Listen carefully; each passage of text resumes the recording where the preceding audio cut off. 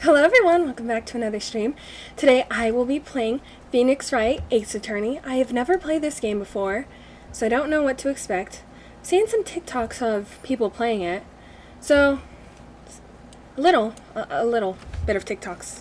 Or I've seen like these little things where they like object what people say or something. But yeah, we're gonna play and we're gonna have a good time and everything. How's everyone's Thursday? Hello, Sugar Bunnies. Hello, Dinosaur Fossil. Hello, Shadow the Hedgehog. Thank you for joining. Okay.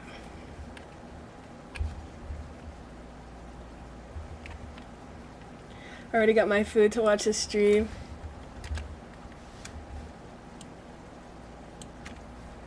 Oh no. I think it might be one of those games where I can't make it full screen. Oh. Okay, yeah, no. Okay. Let's see. Options? How do I make it full screen?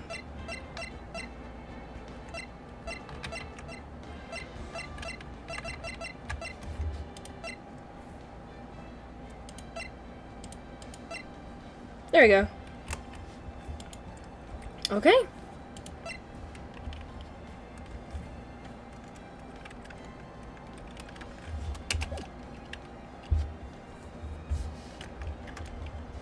Hello, Crimson. Hello, Chef. Hello, Iggy. Hello, Christopher. Hello, the Ham Dude. Oh, I love that movie, All Dogs Go to Heaven. Hello, Chris. Hello, Samuel.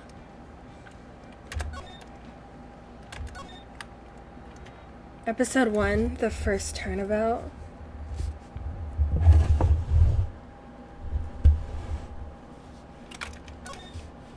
Yes.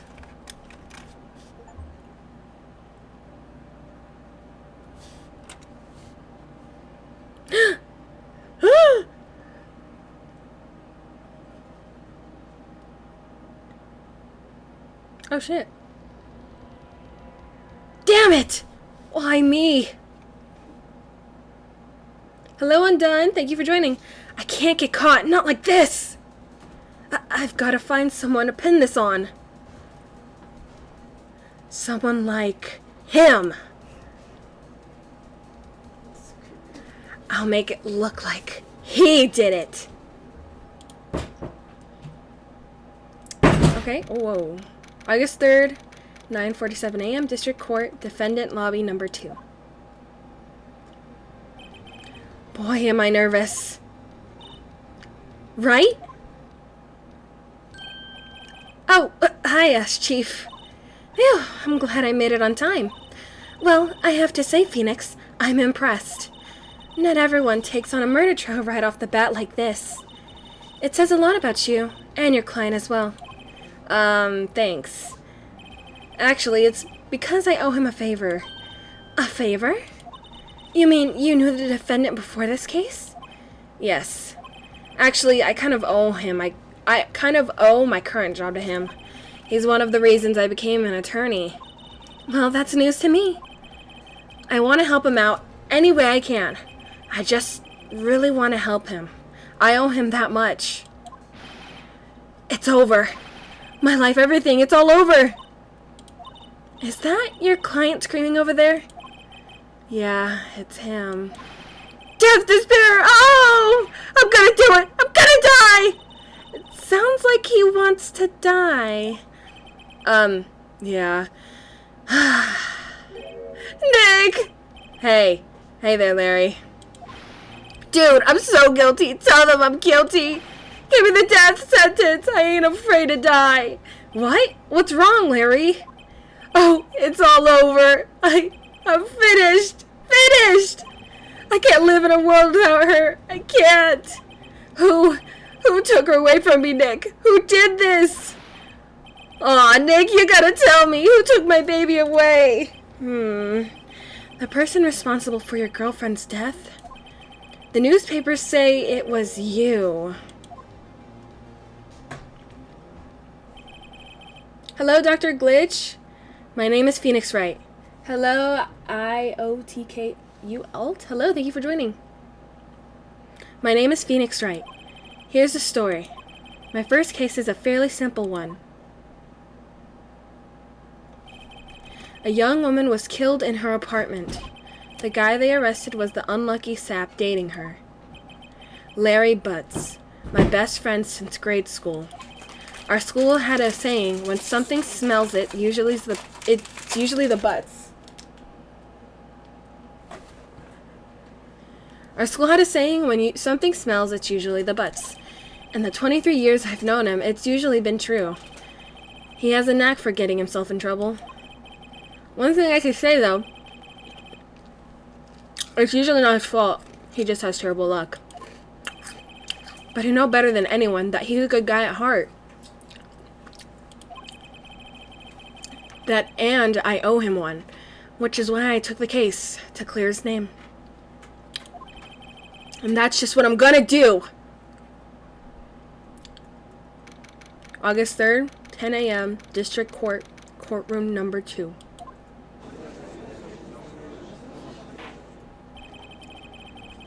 Court is now in session for the trial of Mr. Larry Butts. The prosecution is ready, Your Honor. The, defense is ready, Your Honor. Ahem, Mr. Wright. This is your first trial, is it not? Yes, Your Honor. I'm, a little nervous. Your conduct during this trial will decide the fate of your client. Murder is a serious charge. For your client's sake, I hope you can control your nerves. Thank you, Your Honor. Mr. Wright, given the circumstances, I think we should have a test to ascertain your readiness. Yes, Your Honor. Hands shaking, eyesight fading. The test will consist of a few simple questions. Answer them clearly and concisely. Please state the name of the defendant in this case. Larry Butts. The defendant? Well, that's Larry Butts, Your Honor. Correct. Just keep your wits about you, and you'll do fine. Next question. This is a murder trial. Tell me what the victim's name. Phew, I know this one. Glad I read the case report cover so many times. Wait. Oh! No, way! I forgot! I'm drawing a total blank here! Phoenix, are you absolutely sure you're up to this? You don't even know the victim's name? Oh, the victim. Oh, of course. I know the victim's name. I, just forgot. Temporarily. I think I feel a migraine coming on. Look, the victim's name is listed in the court record. Just press tab to check it at any time, okay? Remember to check it often. Do it for me, please. I'm begging you. Mr. Wright, who was the victim in this case? Sydney Stone. Victim's name is Cindy Stone. Correct. Now tell me what was the cause of death. We're talking about French fries this server now, or this time. Hello, Capybara. Thank you for joining. She died because she was hit with a blunt object. She was struck once by a blunt object. Correct.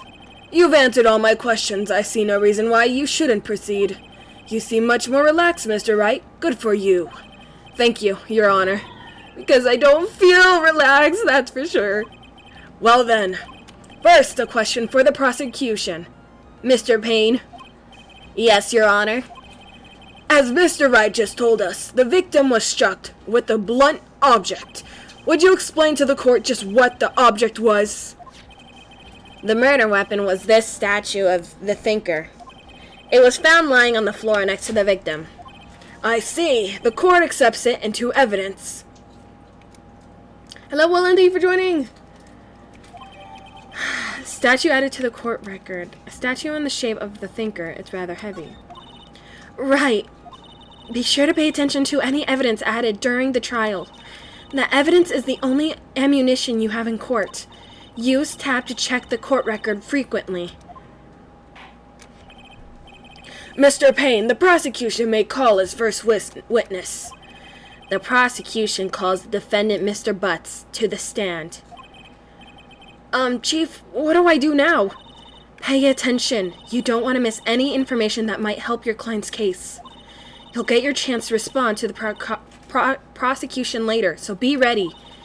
Let's just hope he doesn't say anything unfortunate. Uh-oh, Larry gets excited easily. This could be bad. Ahem. Mr. Butts, is it not true that the victim has recently dumped you? Hey, watch it, buddy! We are great together! We're Romeo and Juliet, Cleopatra, and Mark Anthony! Didn't they all die? I wasn't dumped. She just wasn't taking my phone calls or ever seeing me. Ever.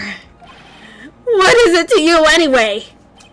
Mr. Butts, what you describe is generally what we mean by dumped. Bro, he's throwing, bro. In fact, she had completely abandoned you and was seeing other men. She had just returned from overseas with one of them the day before the murder. What do you mean, one of them? Lies! All of it lies! I don't believe a word of it! Your Honor, the victim's passport. According to this, she was in Paris until the day before she died. Passport added. Victim apparently arrived home from Paris 7:20. The day before the murder. Indeed, she appears to have returned the day before the murder. Dude, no way. The victim was a model, but did not have a large income. It appears that she had several sugar daddies. Daddies? Sugar? Yes, older men who gave her money and gifts. She took their money and used it to support her lifestyle. Dude! We can clearly see what kind of woman this Miss Stone was. Tell me, Mr. Butts, what do you think of her now? Right. I don't think you want him to answer that question. Yeah, Larry has a way of running his mouth in all the wrong directions. Should I stop him from answering? My client has no idea the victim was seeing other men. The question is irrelevant to this case. Ooh. Dude, Nick, what do you mean irrelevant? Not cheating, she dog. I'm gonna die. I'm just gonna drop dead. Yeah, and when I meet her in the afterlife, I'm going to get to the bottom of this. Let's continue with the trial, shall we? I believe the accused's motive is clear to everyone. Yes, quite. Oh boy, this is not looking good. Next question. You went to the victim's apartment on the day of the murder, did you not? Well, did you or did you not? Well, maybe I did, and maybe I didn't. Uh-oh, he went. What do I do?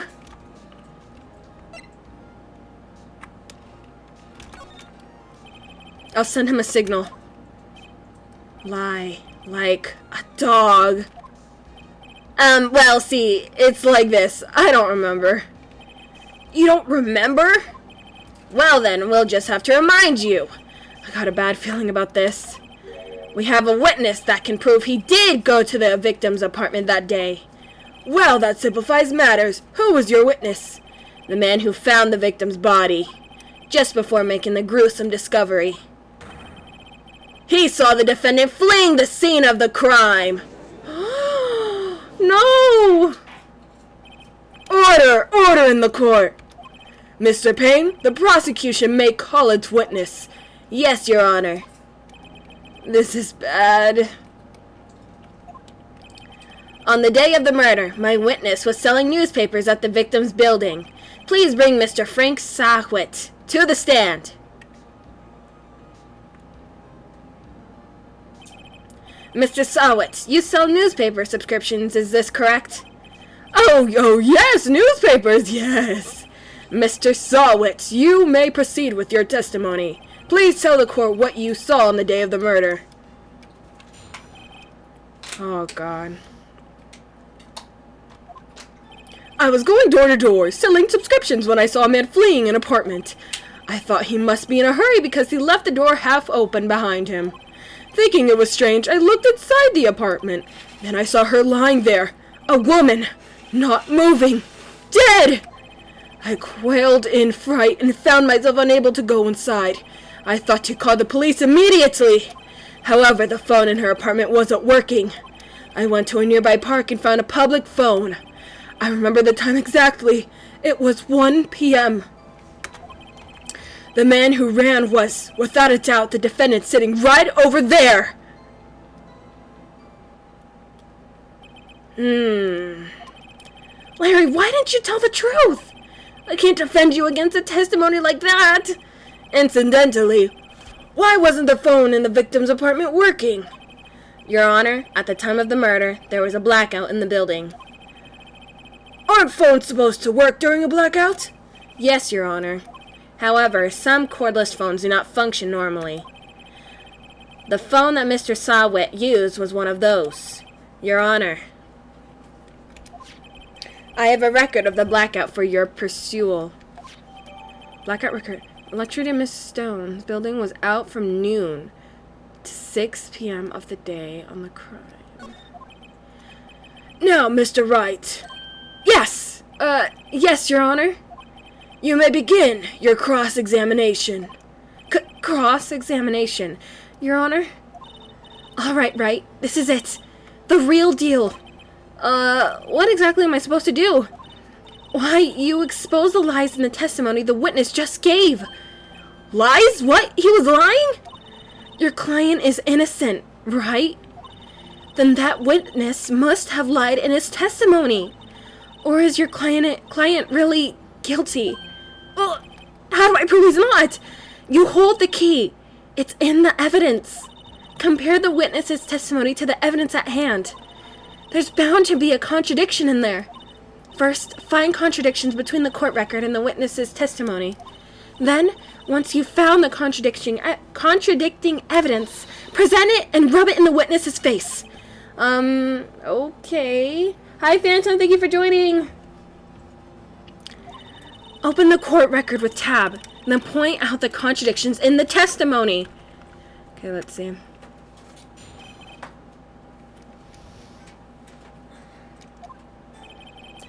I was going door to door selling subscriptions when I saw a man fleeing an apartment.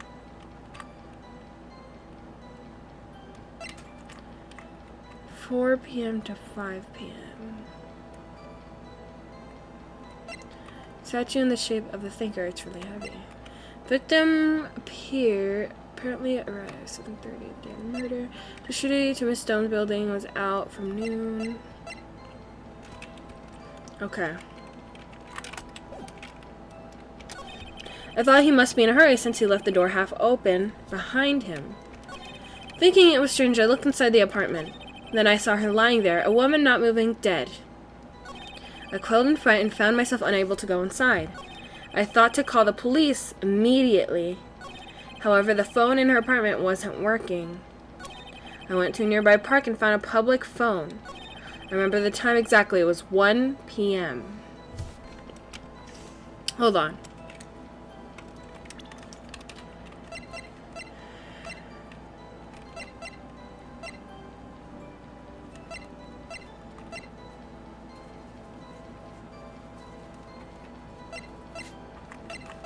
Hold on, so she died at 4 p.m. to 5 p.m.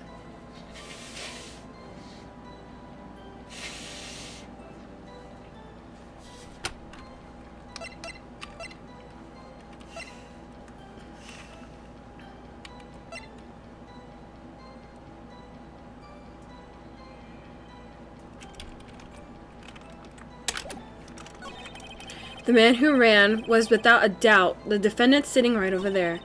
That's all of it. There must be a contradiction in there somewhere. Examine the court record with tab if something strikes you as being suspicious.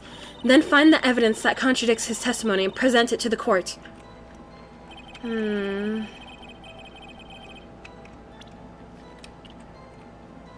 5-Minute Robot. Thank you for joining.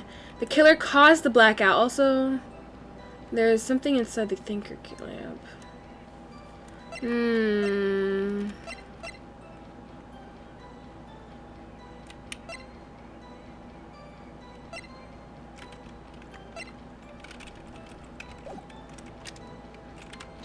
I didn't mean to do that. Whoops. Isn't a man leaving an apartment a common sight? I find it odd you would take notice of him. I don't know. He just seemed strange to me, that's all. Like he was mad, and yet frightened at the same time. Just like a criminal fleeing the scene of the crime. The defense requests that witness refrain from conjecture? Of course, what the witness means is that the man he saw looked suspicious. So what happened next? Thought he must be in a hurry because he left it open. Okay. Saw her lying there, a woman, not moving, dead. Quill and fright and found my... So you didn't touch anything in the apartment? Yes. I mean, no, nothing. Okay, what happened next? I thought to call the police immediately. The phone in her apartment wasn't working.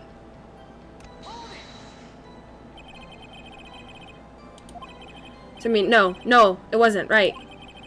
You said you didn't go in the apartment. Or did you? Oh, that? I can explain that. There was a cordless phone on a shelf in the entranceway. I reached inside and tried using that to call, and that phone wasn't working, correct? What happened next? To a nearby park and found a public phone. Remember the time exactly. It was 1 p.m. 1 p.m., are you certain? Yes, absolutely. He seems really confident. 1 p.m.? Right, doesn't that seem strange to you? Present some evidence to contradict him. Present. Let's see. Oh, the time of death was 4 p.m. to 5. This. You found the body at 1 p.m. You're sure? Yes, it was 1 p.m. for certain. Frankly, I find that hard to believe. Your statement directly contradicts the autopsy report. The autopsy notes the time of death at sometime after 4 p.m. There was no body to find at 1 p.m. How do you explain this 3-hour gap? Yeah, I wasn't thinking undone. Like, I saw the numbers, but I was just, like, thinking, like, I don't know. But it snapped right now. Oh, that! Oh! Yeah, you got caught in a lie? Whoa! This is trivial! The witness merely forgot the time. After his testimony, I find that hard to believe. Mr. Sawit, why were you certain that you found the body at 1 p.m.? Gee, that's a really good question. Great job, right? Way to put him on the spot. That's all you have to do. Point out the contradictions. Lies always beget more lies. See through one, and their whole story falls apart. Wait, I remember now. Would you care to give your testimony again? Uh-huh.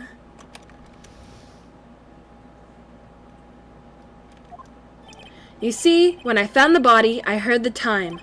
There was a voice saying the time. It was probably coming from the television. Oh, but it was 3 hours off, wasn't it? I guess the victim must have been watching a video of a taped program. That's why I thought it was 1 p.m. Terribly sorry about that misunderstanding. I see. You heard a voice saying the time on a taped program. Mr. Wright, you may cross-examine the witness. Right. You know what to do. I've got this one.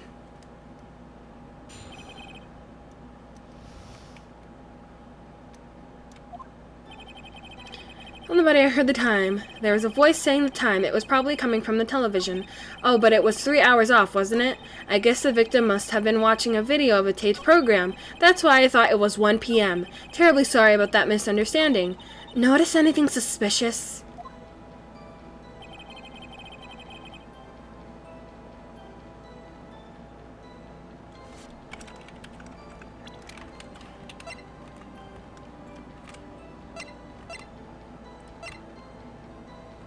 Oh, I know. Hold it right there!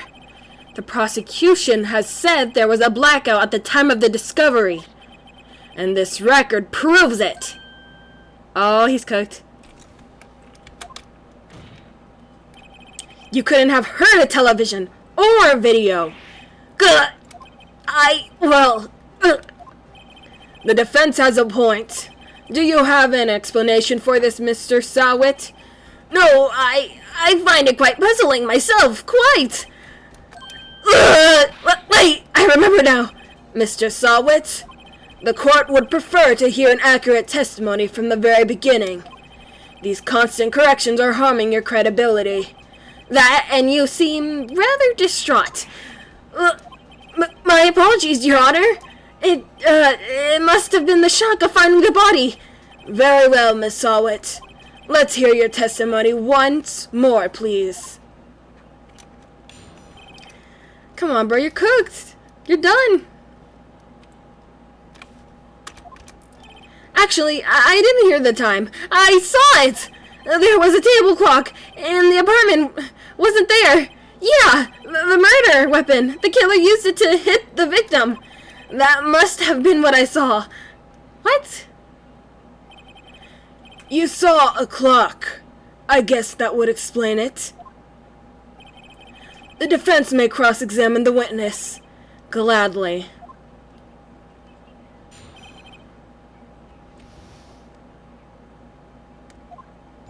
Actually, I didn't hear the time. I saw it.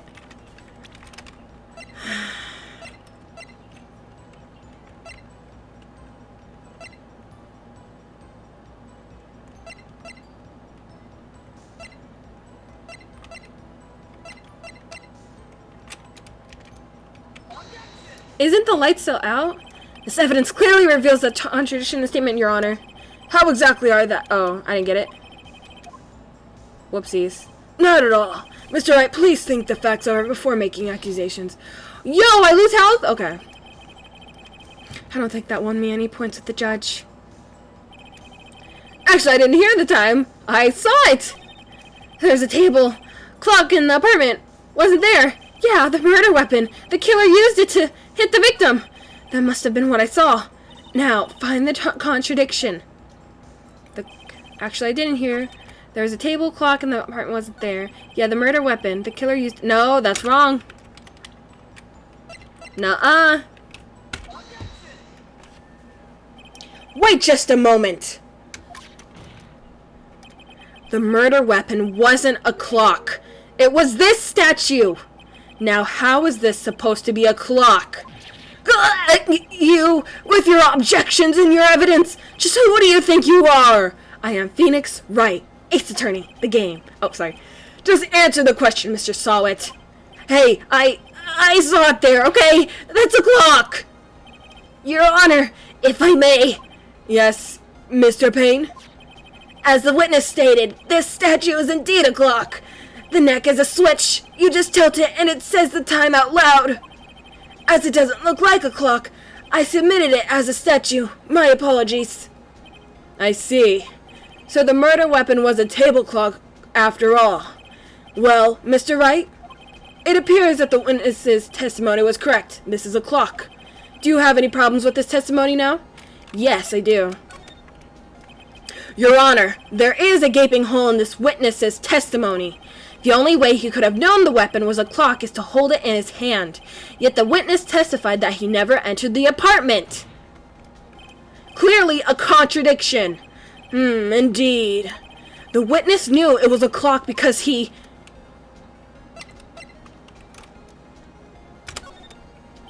You're lying!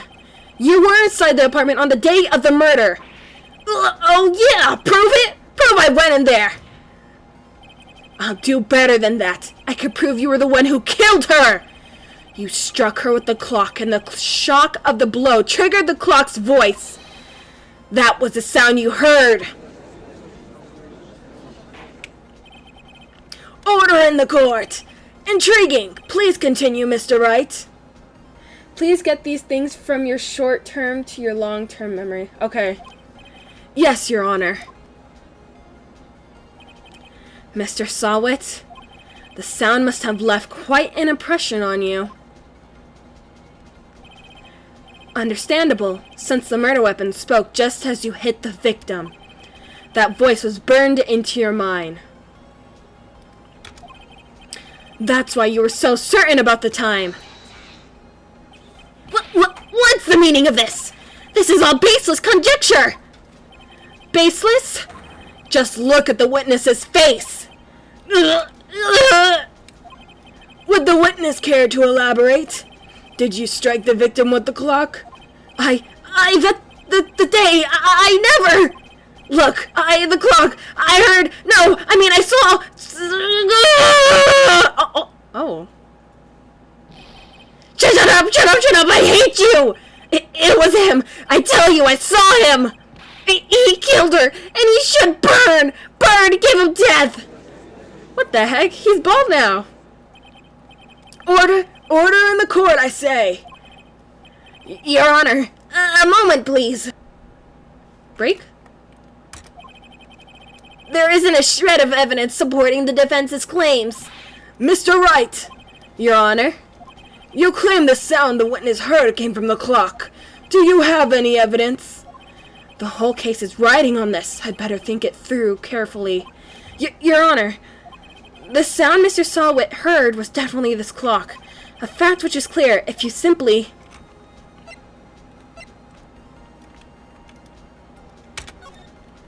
Let's sound the clock now, here in this court. Your Honor, may I have the clock? I ask the court to listen very carefully. I think it's 8:25. This certainly is a strange way to announce the time. Well, he is the thinker, after all. So, we've heard the clock. What are your conclusions, Mr. Wright?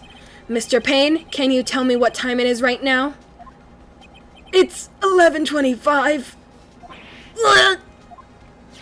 As you can see, this clock is exactly 3 hours slower. Precisely the discrepancy between what Mr. Sawit heard and the actual time of death. So, Mr. Sawit, try to talk your way out of this one. Ha ha ha! You forgot one thing! Uh-oh, what's he talking about now? While it may seem like the clock is running out 3 hours slow, it proves nothing. How do you know it was running 3 hours slow on the day of the murder?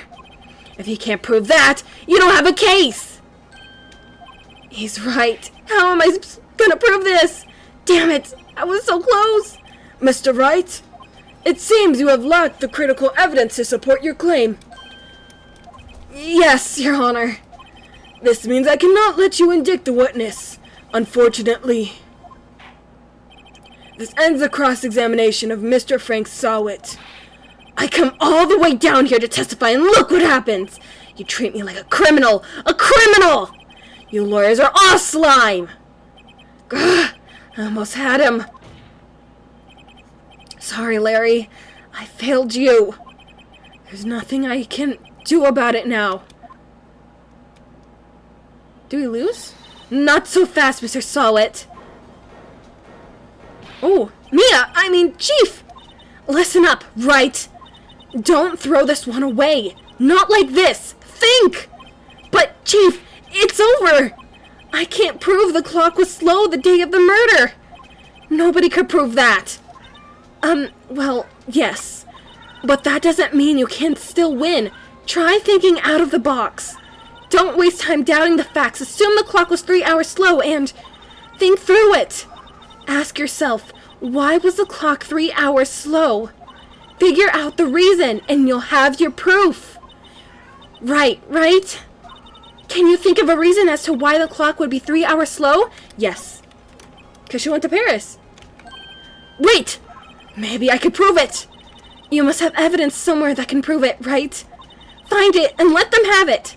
Well, Mr. Wright, you say the clock was already running slow on the day of the murder. Have you found evidence to support this claim? Of course. There is a piece of evidence in the court record that can prove my claim beyond a doubt. Ha! Tough words. Let's see you pull this one off. Let's see this evidence that proves why the clock was running slow.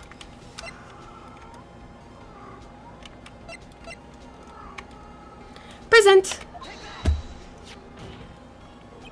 The victim had just returned home from The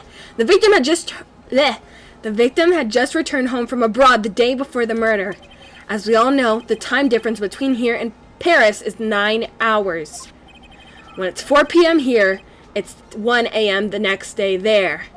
The clock wasn't 3 hours slow, it was 9 hours fast. The victim hadn't reset her clock since returning home. That's why the time you heard when you struck her dead in her apartment was wrong. Proof enough for you, Mr. Sawit? Or should I say, Mr. Did It?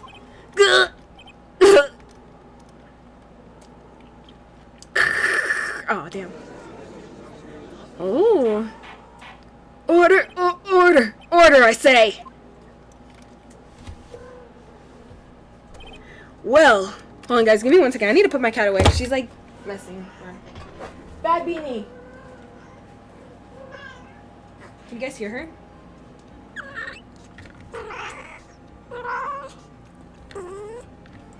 It's her time of the month right now. It's okay, Kobeni. Let's go.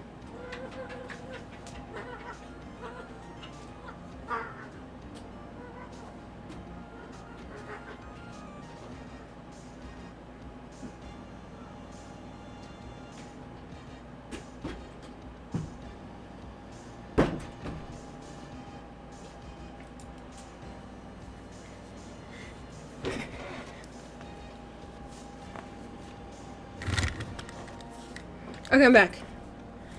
Well, this case has certainly turned out differently than we all expected.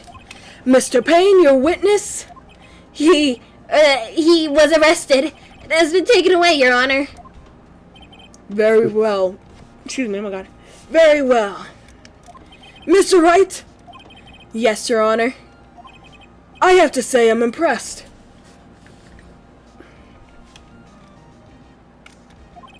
I don't think I've ever seen someone complete a defense so quickly and find the true culprit at the same time. Thank you, Your Honor.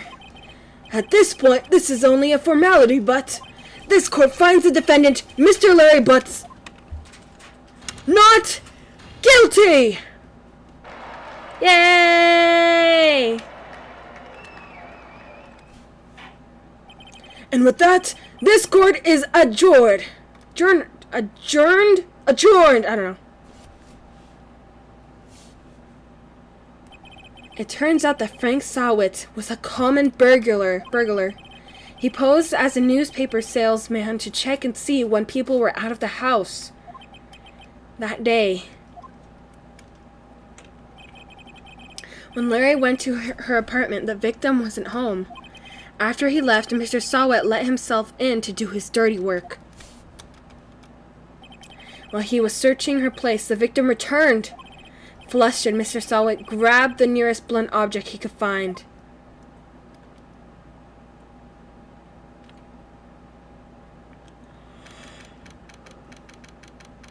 Oxford, 2:32 p.m. District Court, Defendant Lobby Number 2.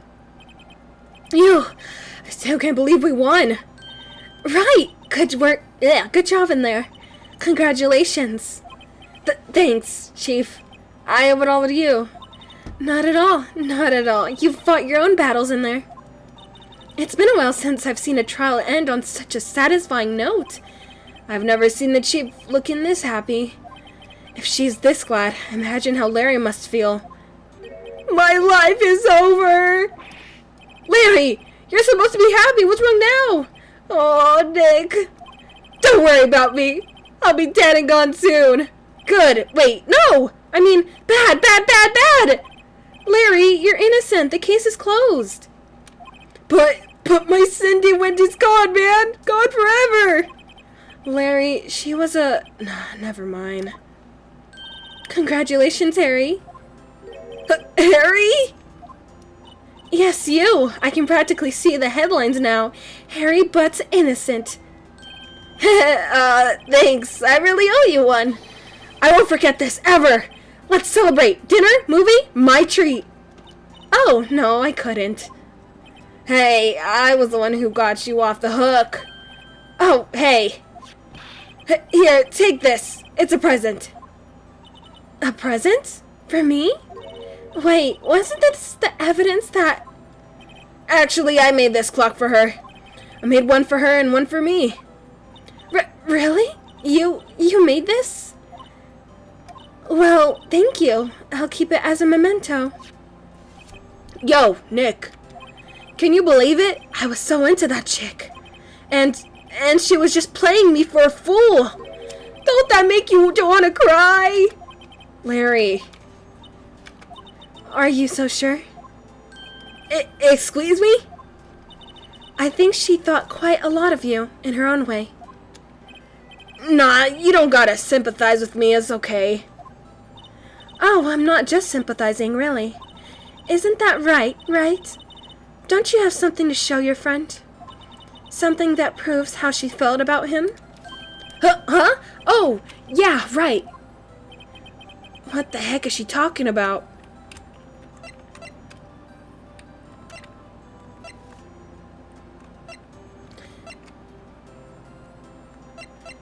This. Check this out, Larry. Proof positive you weren't just some chump to her. Huh? What about the clock? This is the clock you made for her, Larry, and she took it with her when she traveled. Whatever, she probably just needed a clock, that's all. You think so? It's a pretty heavy clock to take traveling. Well, make of it what you will. Hey, Nick. I'm glad I asked you to be my lawyer. Really, I am. Thanks. Hope that made him feel a little better. Right? I hope you see the importance of evidence now. Also, hopefully you realize things change depending on how you look at them. People, too. We never really know if our clients are guilty or innocent. All we could do is believe in them. And in order to believe in them, you have to believe in yourself. Right? Listen, learn, grow strong. Never let go of what you believe in. Never. Well, I think our work here is done. Shall we be off? Yeah, I guess so. Say, how about dinner? On me? We'll drink a toast to innocent butts. Yeah! Oh, speaking of Harry, you were saying a part of why you became a lawyer was because of him. Yeah. Part, at least. You'll have to tell me more about it sometime. Maybe over drinks? And so my first trial came to a close. Larry slapped me on the back and said, "Gee, Nick, it's good to have friends. But I'm pretty sure he's not going to pay us, unless you count the clock he gave me I didn't know it then. But that clock was soon going to be at the center of another incident. And my promise to tell the chief about me and Larry would be one promise that I wouldn't be able to keep. Huh?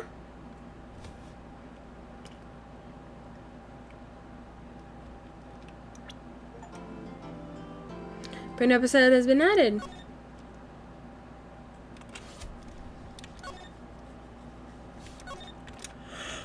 Oh wait, oh, yeah, I don't know. Okay.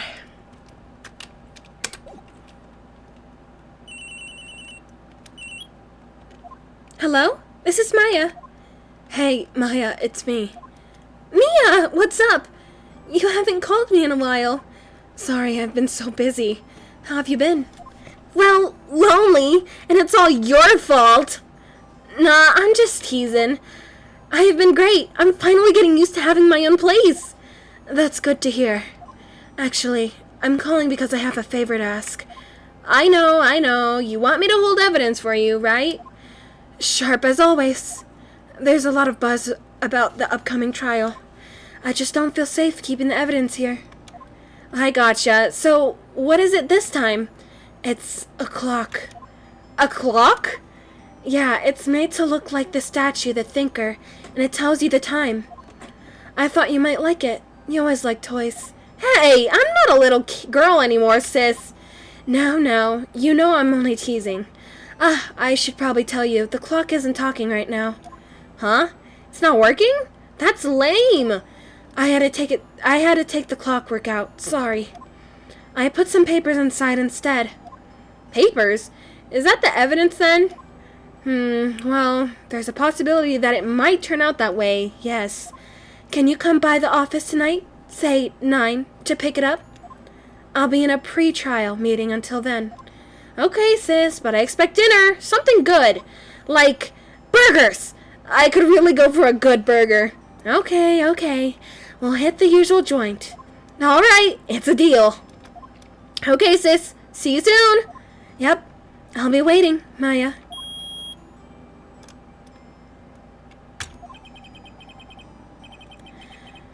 Conversation recorded September 5th, 9:27 a.m.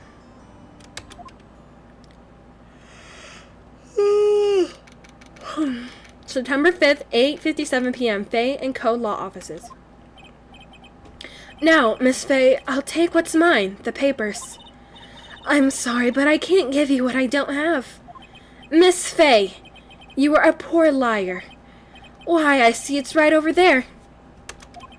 That must be the thinker that swallowed those papers.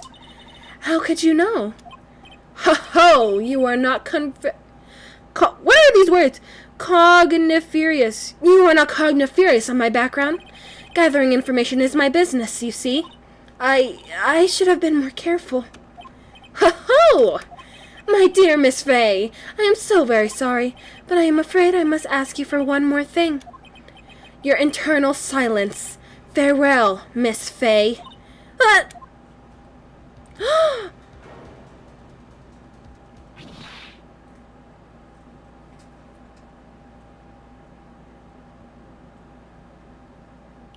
Red, white, blue.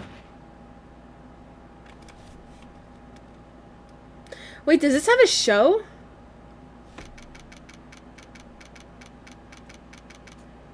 Wait, there's a show of Ace Attorney? I didn't know that.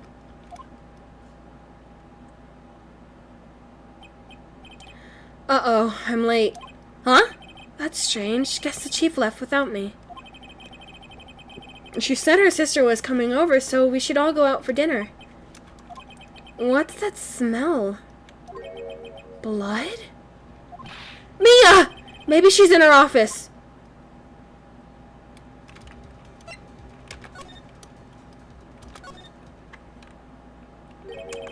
That smell! Blood!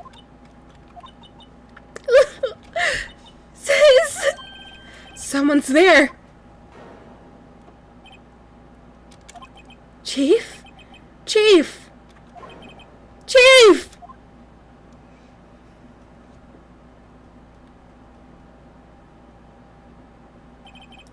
Who are you?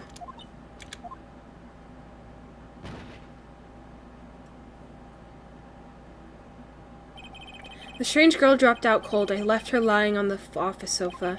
I went back to the chief where she lay under the window. Her body was still, warm. I could feel it when I held her shoulder. Then, all too quickly, it began to fade. Until finally, she was cold. I think blood smells like metal, right? Penny's metal. Chief.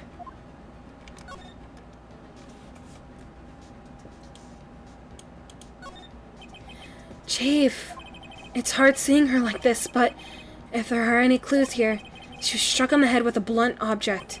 She probably died instantly. The thinker, lying next to her, must have been the murder weapon. The thinker added to the court record. There are some glass shards near the chief's body. Must be pieces of the glass lights lying broken in the back of the room. Glass shards added to the court record.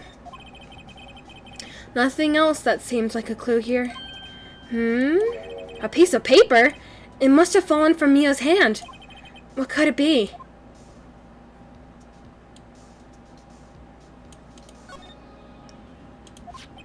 A word is written in blood on the scrap of paper. Maya. Did Mia write this? This piece of paper is a receipt form of a department store, dated yesterday.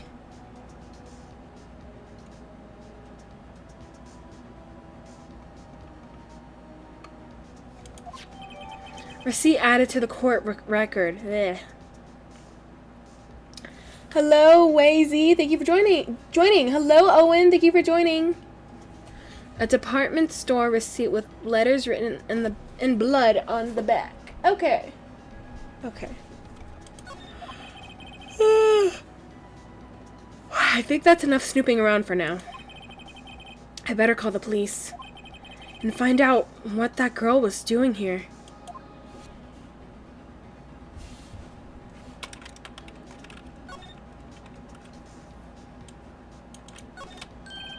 Right, I better call the police. That's funny. A few of the screws on the receiver are missing. Looks like someone was halfway through taking it apart. Police? Please, come quick! What was that? Someone screaming from the outside window? She's staring right at me! She's holding a phone in her hand!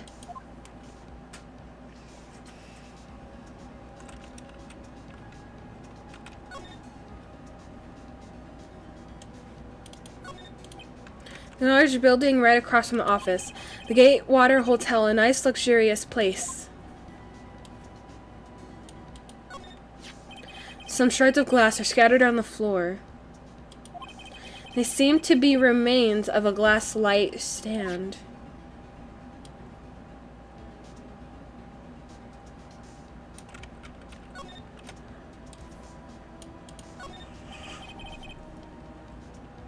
The Faye & Co. ledger book.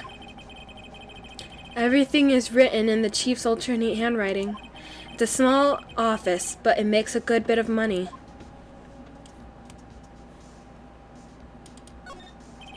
Surprisingly, the chief was never good with machines, but all she used this PC was email. She picked up the ancient model at some garbage sale for practically nothing. All the chief's important documents are packed in here. This is where she filed her case recording, her records and recent rulings. The chief's chair. A simple functioning desk design. Feels pretty good to sit in it too.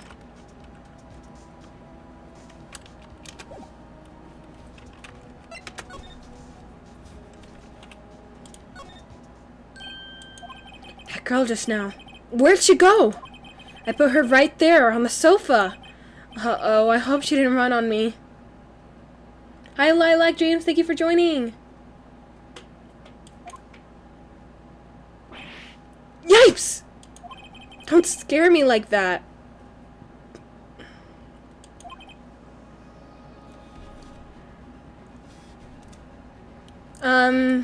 Excuse me, but who are you? It's okay. I work here. Maya. Maya Faye. Maya Faye? Maya? So Mia was writing that girl's name. Maybe I should show her the receipt? Never thought there'd be a use for evidence like this outside the courtroom.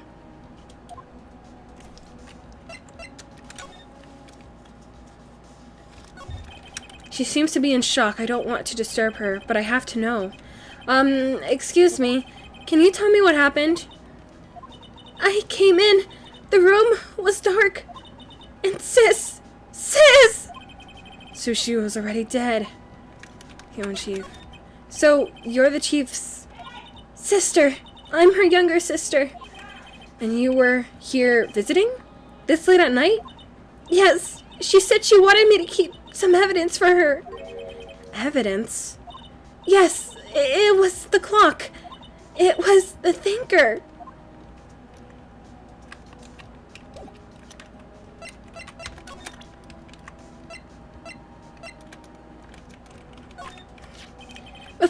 Before Mia died, she wrote a message with her own blood. She wrote it on the back of this receipt. That's my name! Why? Why would she write my name? Please, just calm down. Why would Sis write my name? Uh-oh, now I've done it. Hello, Mohammed. Thank you for joining.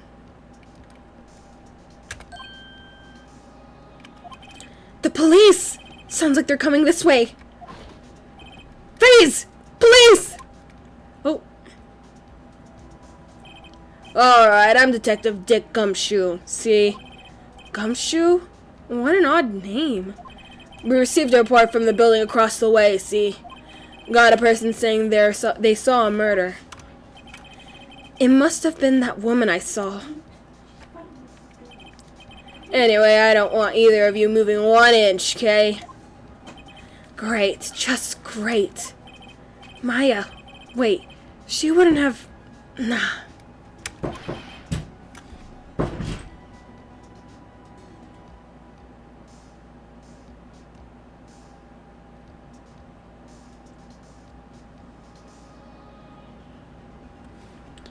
Whoa!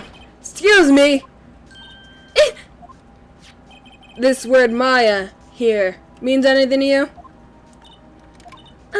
That's my name. What? The victim drew this here note in her own blood, see? With her dying breath, she wrote down the killer's name. Yeah, I'm okay. Why, guys? What happened?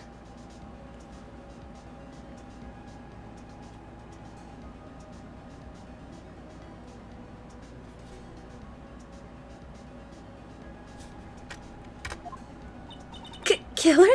I'm not... Case closed! You're coming down to the precinct, ma'am! What?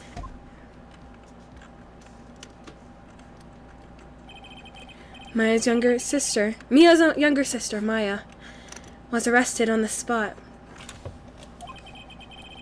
I was taken in for questioning and didn't get out until the next morning. My eyes were heavy, but I couldn't sleep. I sat around waiting for visiting hours to begin at the detention center. I had to talk to Maya as soon as possible. September 6, 9 a.m. Detention Center, visitor's room. Wow, they have poor Maya locked up like a criminal. Oh! It's you, the lawyer. Good morning. Good morning.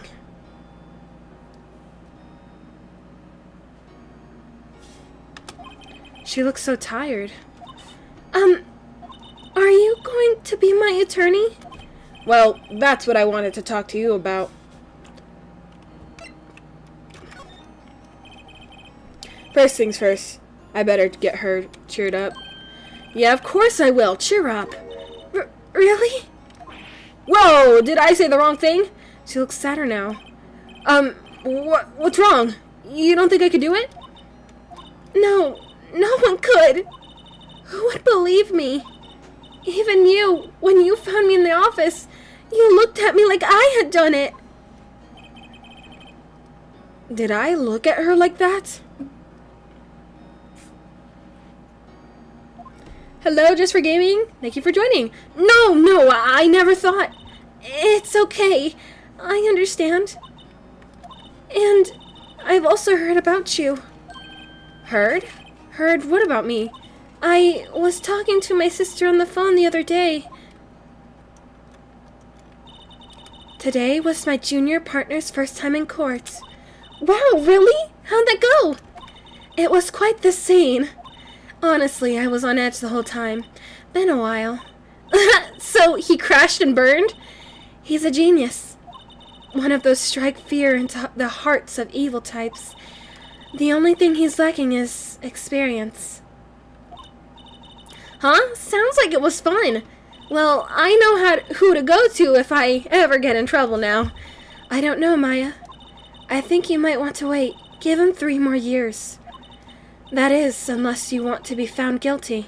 Oh. Okay. That's what she said. I'm sorry. I didn't mean to insult you. No, it's okay. It's true, I guess.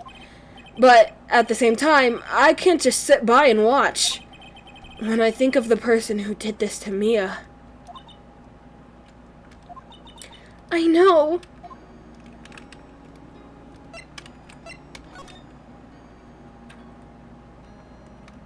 Okay, there's no reason for me to examine. There's something I've been wanting to ask you. Yes? What's with the outfit? Oh, this is what Huh? Acolytes? This is what all acolytes wear. It's my uniform, you could say. Acolytes, like people in religious training? What is it you do? Oh, it's nothing strange, really. I'm a spirit medium in training. Spirit medium? I'm pretty sure that qualifies as strange. Okay, interesting. Could you tell me the day of the murder? Yes! Let me see. That morning, I got a call from my sister. She wanted me to hold on a piece of evidence for an upcoming trial. Evidence? Yes, that clock shaped like the thinker. The one Larry made. How could that have been evidence in a case? Right. She said something about that. I remember. Do you want to hear it in her own voice? Her own voice? Yes. I'm pretty sure our conversation is on my cell phone. You recorded it? Yeah, I forgot how to delete those things. So you have a conversation with your sister on your cell phone? Let's hear it. Right. Oh, I just remembered that the detective took my cell phone. Sorry. Oh, right, of course. Next time I see Detective Gumshoe, I'll ask him for it. I'll write you a note so you don't forget, okay? Sure, thanks. Latest memo added to the court. The conversation okay. Sir, you're an acolyte, medium in training. That's right. The Faye family, especially the woman, have always been very sensitive to the spirit world. Wait a second, you said the Faye family? So, Mia was into that stuff too? Of course! She left the mountain to follow her career, she said. Her powers were first class too. I had no idea. Wait, what? So, you're a real honest to good spirit medium with ESP and all that? Yeah, in training. Well, you can contact Mia's spirit then. We could just ask who killed her. I'm sorry. I'm still in training. I couldn't do something on that level. I thought that would be too easy. Huh? Something the matter?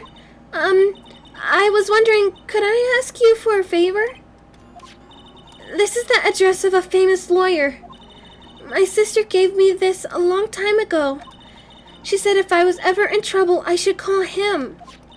And, well, I'm in trouble. Do you think you could call and ask him to represent me? Sure, why not? I'll go ask. Thank you so much. I have no one else to turn to. Say, what about your parents? I see. Don't worry, leave it to me. Thank you. The trial's tomorrow at 10. What? Tomorrow? Tomorrow. What if this guy refuses? They told me if I don't find one, the state will pick an attorney to defend me. When will that happen? They're giving me until 4 this afternoon. And visiting hours are almost up. I'd better hurry. Right, I'll be back.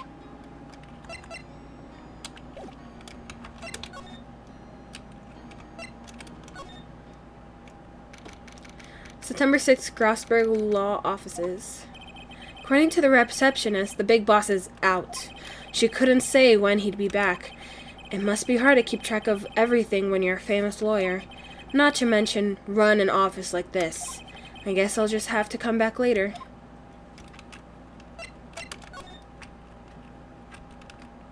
I'm not gonna examine.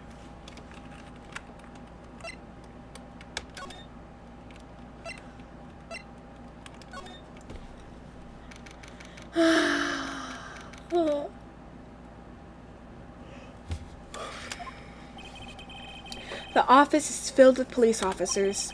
They're all busily searching for clues. Hey, you there! This is a crime scene, pal. No trespassing. Sorry. Don't I know you from somewhere? Wait, you're the Butts guy, aren't you? No, Phoenix Wright. How could anyone mistake me for Larry? Guess I got the wrong name, Mr. Wright. Sorry about that. The Butts guy. He was a killer, and you're no killer, right? He was proven innocent. Right. And you were... Gumshoe, wasn't it? Dick Gumshoe? Right. At your service. Hang on, that's Detective Gumshoe to you, pal. Anyway, get the name right. And don't go calling me Dick. Hey, Dick! Get over here! Yes, sir. Be right there. You're her lawyer, right, pal? If you got business here, you better do it quick. He thinks I'm Maya's lawyer. About Maya. Yeah, I'm looking forward to the trial. Sorry, pal, but this is one trial you aren't going to win. What do you say that? The city's put Prospector Edgeworth on the prosecution. Edgeworth. I'm sure you know what that means. You being a lawyer and all.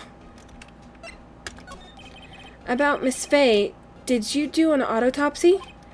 Oh, you want to know the results, eh? Now, don't you look at me like that, pal. It's no use. She might have been your boss, but that doesn't mean you get any special treatment. Alright. You could see the report, but that's all. 9 p.m. Single blunt force trauma. Death was okay, I don't even know how to say this word, bro. I'm tired. Okay, Edgeworth. Prosecutor Edgeworth. That's right, pal. Mr. Miles Edgeworth himself. Wait, you do know him, don't you? Never heard of him. Whoa! And you call yourself a lawyer, pal? About 4 years ago, this Edgeworth guy became a prosecutor at the age of 20.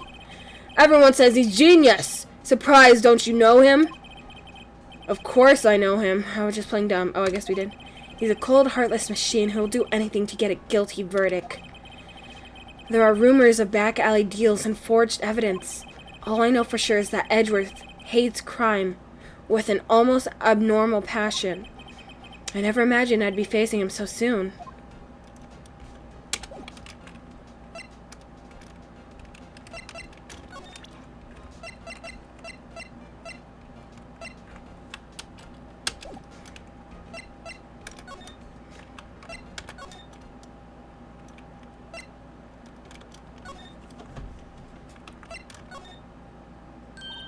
Hey!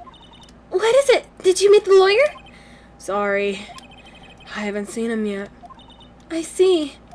I better go see if I could find this elite lawyer she's talking about.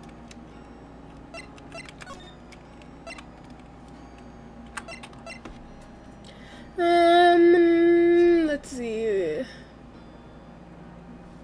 Your family the day of the crime. Family day crime. Yeah, but I didn't hold the note. Hold on, let me go back. I'm not holding the note. Where's the note?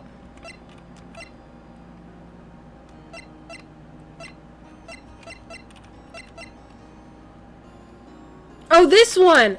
Wrong one. Sorry, I gotta go, lady.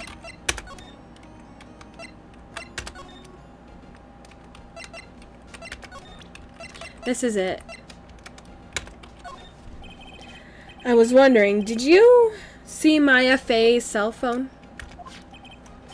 Oh, that? I have that. Do you think you could give it back? Sure. I mean, wait a sec, pal. Tricky lawyer. Uh-oh, he's on to me. If I tell him why I want it, there's no way he'll give it to me. Something the matter? Oh, no, it's just, detective. Nope, I know nothing, pal. The cell phone has a lot of numbers on it, like her boyfriend's. Cell phone holds all the little girl's sweetest and spiciest secrets. You're trying to confuse me. Sorry, pal. I already checked all the numbers in memory. Impressive. You're quite the detective. Uh-huh. Oh, here. You could have the phone back. There weren't any suspicious call records in there, after all. Seems he didn't notice the recorded conversation. My cell phone received from Detective Gumshoe. Check the court record to hear the recorded station. Guess I've asked all the questions I need to. You all done, pal? Yes, thank you. I'll be heading out now. Oh, wait. One more thing I wanted to mention to you. I don't suppose you're planning on talking to the witness. Anyway, you'd better not. No influencing the witness with your lawyerly ways, pal. Come to think of it, I completely forgot about her. The witness? Yeah, Miss April May. I'm sorry about this, but I can't tell you anything about her. Well, you just told me her name. Miss May, huh? So you sent her home already, then? You're trying your lawyerly tricks on me now. She's not to go outside until her room. She's not to go outside her room until the trial. So she's still in the hotel across the way. I guess I should know her better than to try to get a detective to leak information. You got this right, pal. Time to pay a visit to Miss May.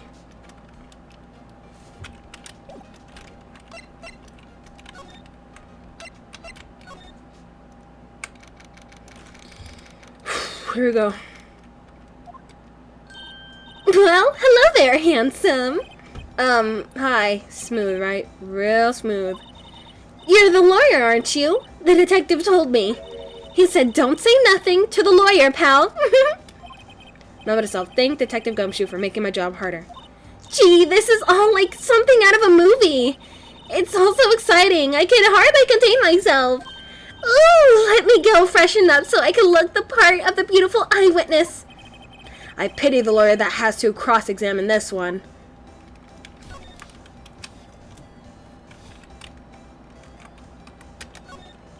There's a screwdriver stuck in this drawer. Wonder what's inside. Let's take a look. Hey! Hey! What are you doing? No touching! Oh, bad! Okay, I'm not saying that. You really shouldn't pry around in other people's rooms now. You wouldn't want to make me upset, would you? Upset? I thought she was going to explode for a second there. Wonder what could be inside the drawer.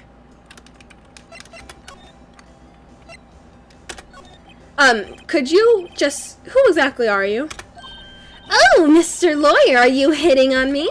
No, hey, I'm just doing my job here. You know you're cute when you blush. Believe me, this is the first time in my life I blushed this much. Right. Can you just tell me what it is that you do? Well, no. And you had your little hopes up, didn't you? Oh, boy.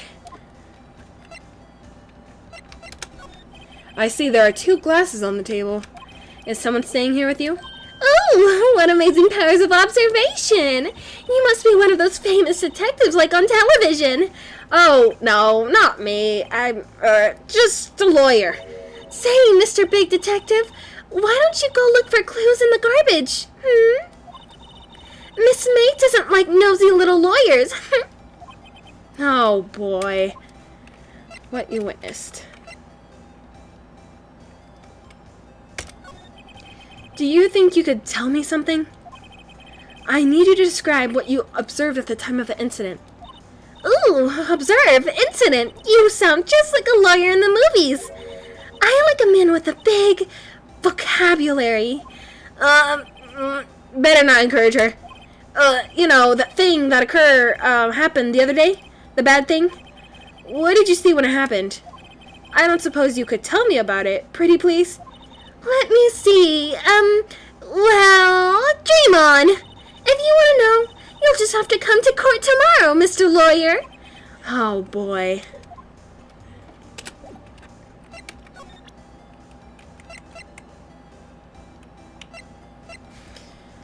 Okay.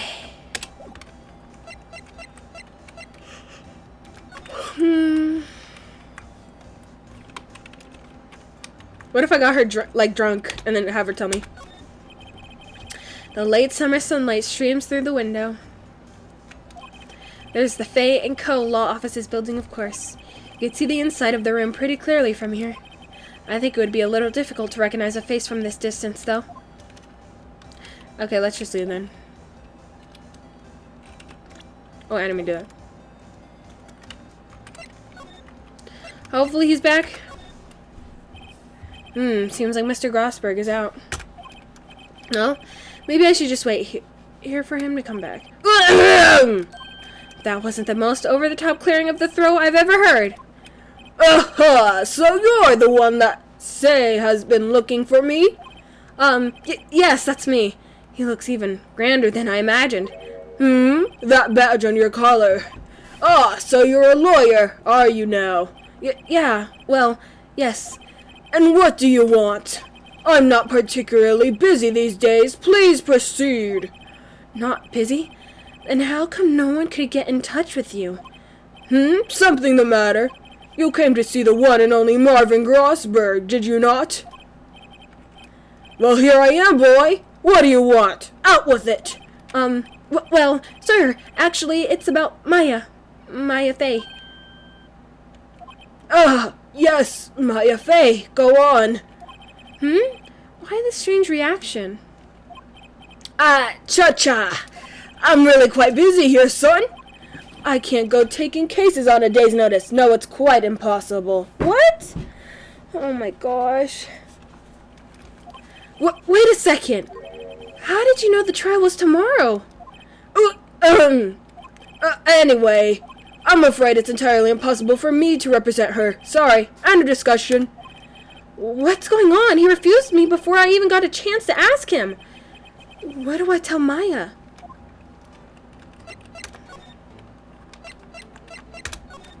How can you just refuse like that? Please, tell me why you won't take the case. Well, you see, it's just, I'm busy, you see. But the client is Mia Fey's sister. Mia trusted you. She knew her sister would be in good hands. Yes, of course, I know that. However, I'm sorry, but I must refuse. Sorry, goodbye. Creep. Fine. I don't have time to argue with you anyway. I'll go look elsewhere. Think not. Huh? Did you say something? I think not, I said. What do you mean? I'm terribly sorry, but I'm afraid that no lawyer worth their salt will take on this particular case. Terribly sorry, my boy. Why? I cannot say. I beg your pardon, but could you leave now? I've nothing more to discuss with you. What's going on here?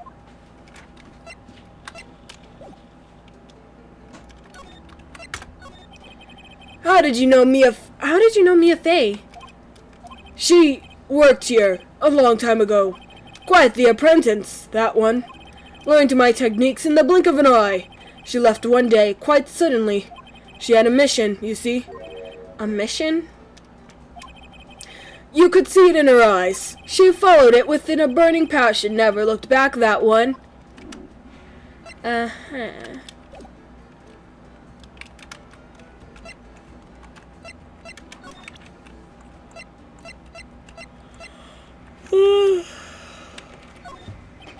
Very sorry, but I've got nothing to say regarding this matter. Okay. Okay, what if I show him this?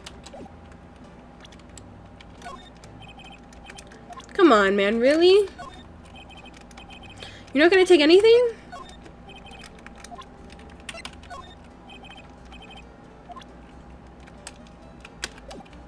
What a loser. The dead sister trusted you, bro.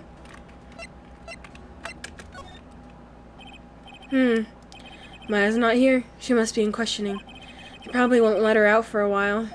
Maybe I'd better go talk to that lawyer again.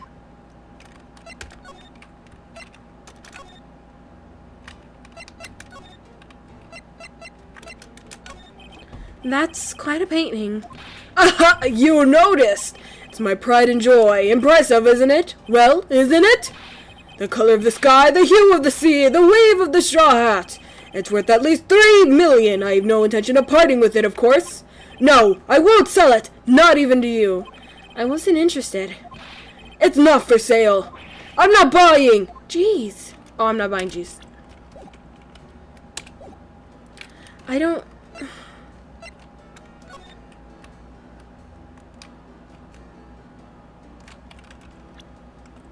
There's nothing else for me to do with him.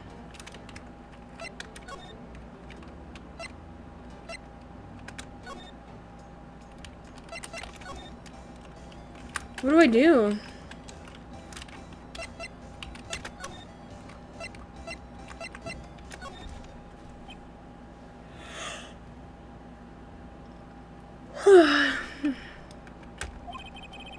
Looks like Detective Gumshoe has gone home. The police are still keeping themselves busy in the chief's office. No one has time to talk to me. Guess I'll head out.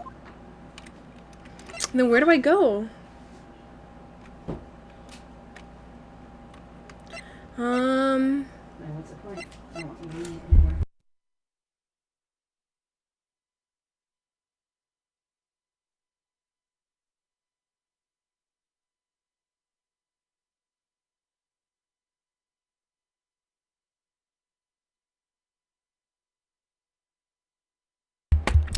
I don't know what to do.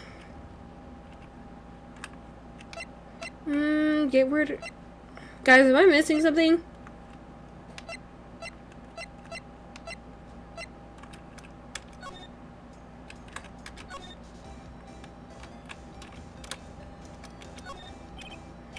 What's inside, I wonder. Maybe later.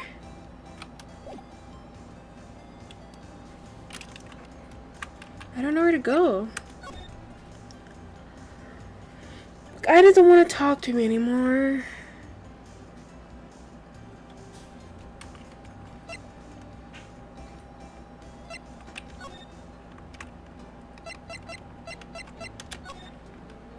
Oh, this. Maybe? No. Yeah. A table for clients.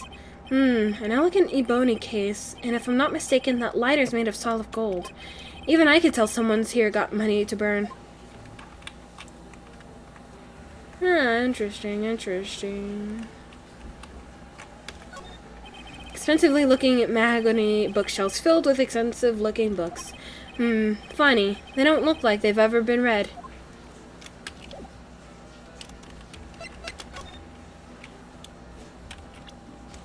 Man, what else?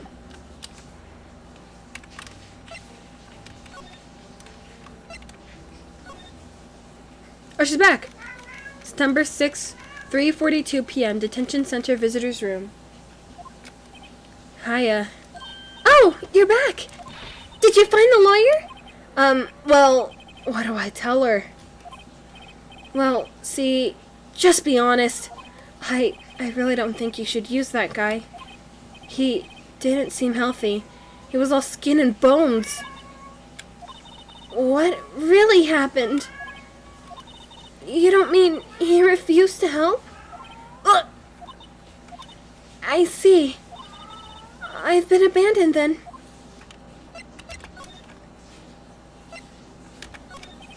What about your family? I only had my sister. My father died when I was very young, and I don't know where my mother is. Don't know? So she could still be alive? Could you tell me about the day of the murder? Sorry, I know it must be hard. No, it's okay. All I've been doing the last few hours is talking about it. I've kind of gotten used to it. Let's see. That morning I got a call from my sister. She wanted me to hold on to a piece of evidence for an upcoming trial. That's the thinker clock that Larry made. It practically qualifies as a serial murderer by now. So then, when did you arrive at the office? It was right around 9. The lights were off and I could smell blood. Then I found her. My sister. Thanks, Maya. That's all I need to hear for now.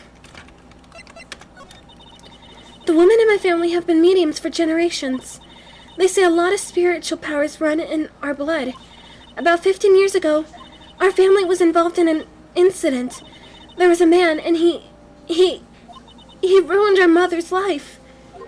Ruined? After that, she disappeared. Several years after that, my sister announced she would become a lawyer and she left the mountain. So, you live by yourself? Yes, I've gotten used to it. Oh, also, I had to become independent, or I would lose my powers. I feel bad for her, all by herself up on that mountain. So, who was this man who, ruined your mother? About 15 years ago, there was an unusual murder case. It made quite a stir. Everyone was talking about it, apparently. The police were running out of leads, and they were getting desperate. Wait, they didn't use a spirit medium, did they? The police convinced my mother to try to contact the victim. Wow, so what happened? The case was solved. We thought. You thought? The man my mother helped the police captured was innocent. The police consultation with the medium had all been carried out in secret, of course. But a man found out about it and leaked it to the press. He told all the papers that my mother was a fraud, and the medium jumped on it like big time. My mother, became the laughingstock of the nation. I see. White. Excuse me? White? That was his name. My sister told me. White? Just a little longer now before the state-appointed lawyer comes, I guess. 4 p.m. Time's up. What should I do? Do I just leave her and go home?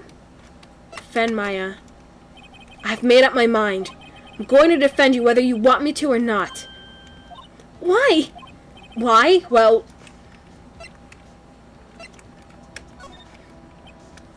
No one is sad as a person without any friends. I know, I've been there a long time ago. Aw, why did I become a lawyer in the first place? Because of Larry, right? Because someone has to look out for the people who have no one on their side. Maya, I won't abandon you. You can count on me. That's so kind of you.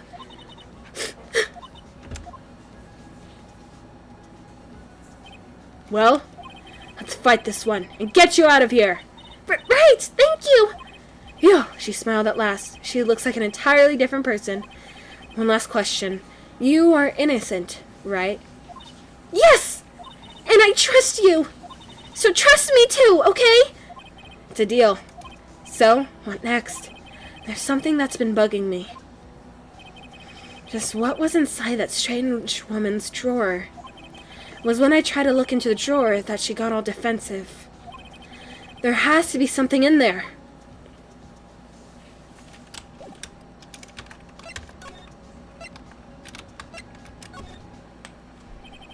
Good afternoon, sir. Excuse me, you are...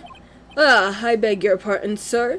I am the bellboy of the establishment, at your service, sir. Oh, right. I've just come up to deliver room service, sir. Do you know where Miss May might be? I believe our guest Miss May is currently using the, facilities. If you need no need of anything, I'll be taking my leave. Please stay as long as you like. Enjoy. Yeah. Wait, no, hey! Why does it seem like every time I come here, I end up embarrassing myself? Wait, now's my chance to snoop around a bit. I almost forgot. Good! You came back quickly! Might I ask you to inform Miss May that there is a message for her? Please tell her that Mr. White of Blue Corp phoned. Oh, right, sure. Mr. White of Blue Corp? Where have I heard that name? White. That was his name. My sister told me. What was the name of the guy who ruined Mia and Maya's mother? Could it be a coincidence?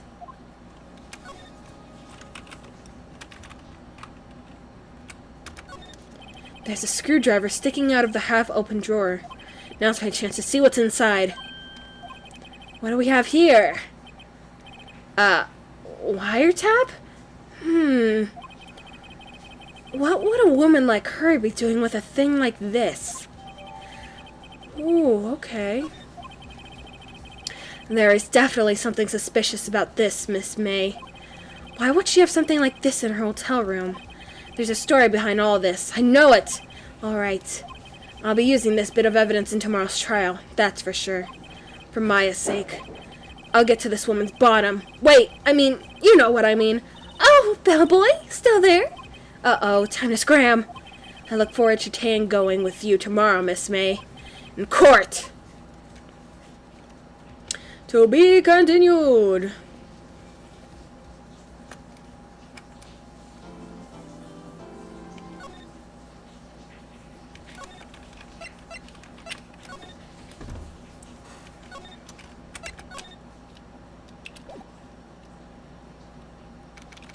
September 7th, 10 a.m. District Court, room number 1.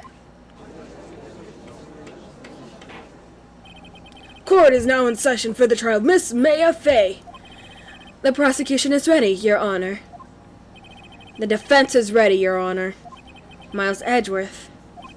I'd better not show any signs of weakness today, or he'll be on me in an instant. Mr. Edgeworth, please give your court your opening statement. Thank you, Your Honor. The defendant, Miss Maya Fay, was at the scene of the crime. The prosecution has evidence she committed this murder, and we have a witness who saw her do it. The prosecution sees no reason to doubt the facts of this case, Your Honor. I see. Thank you, Mr. Edgeworth. Let's begin then. If we may call your first witness, Your Honor. The prosecution calls the chief officer at the scene, Detective Gumshoe. Witness, please state your name and profession to the court. Sir, my name is Dick Gumshoe, sir. I'm the detective in the charge of homicides down at the precinct, sir. Detective Gumshoe, please describe for us the details of this murder. Very well, sir. Let me use the floor map of this office to explain. The body was found... The body was found this window here. Oh no, I bit my lip and it's bleeding. Ow. Ew. Tastes like blood. And the cause of death? Loss of blood due to being struck by a blunt object, sir. The murder weapon was a statue of the Thinker found next to the body, sir. It was heavy enough to be a deadly weapon, even in a girl's hand, sir. The court accepts statue as evidence. They're still calling it a statue? Floor plans added to the court record. Now, Detective. Yes, sir. You immediately arrested Miss Maya Fay, who was found at the scene, correct? Can you tell me why? Yes, sir. I had hard evidence she did it, sir. Detective Gumshoe, please testify to the court about this hard evidence.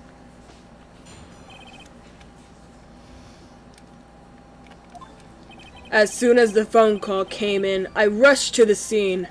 There was 2 people there already. The defendant, Mr. Maya Fay, and the lawyer, Mr. Phoenix Wright. I immediately arrested Miss Fay. Why, we had a witness account describing her. The witness saw Miss Maya Fay at the very moment of the murder. That very moment, you say?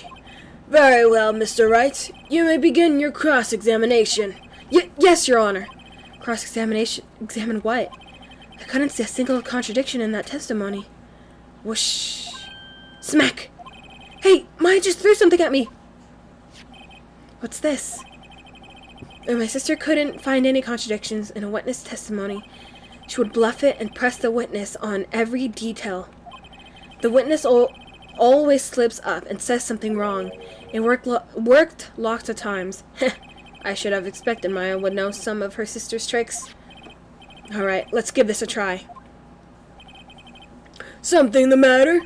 No, Your Honor. I'd like to begin my cross-examination.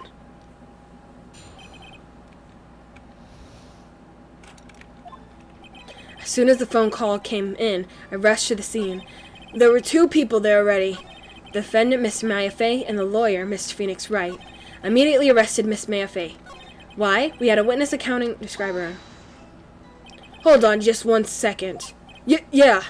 If I heard correctly, you said you arrested her because you had hard evidence she did it, correct?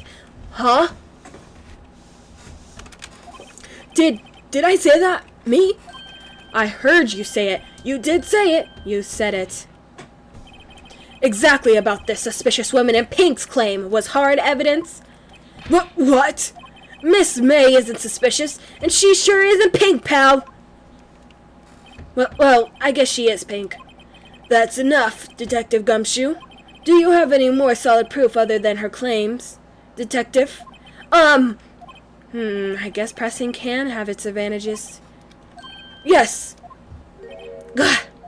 Sorry, I got the order of things mixed up in my testimony, Your Honor, sir. There is something I should have told you about first, Your Honor. Very well, Detective. Let's hear your testimony again. Alright, here we go.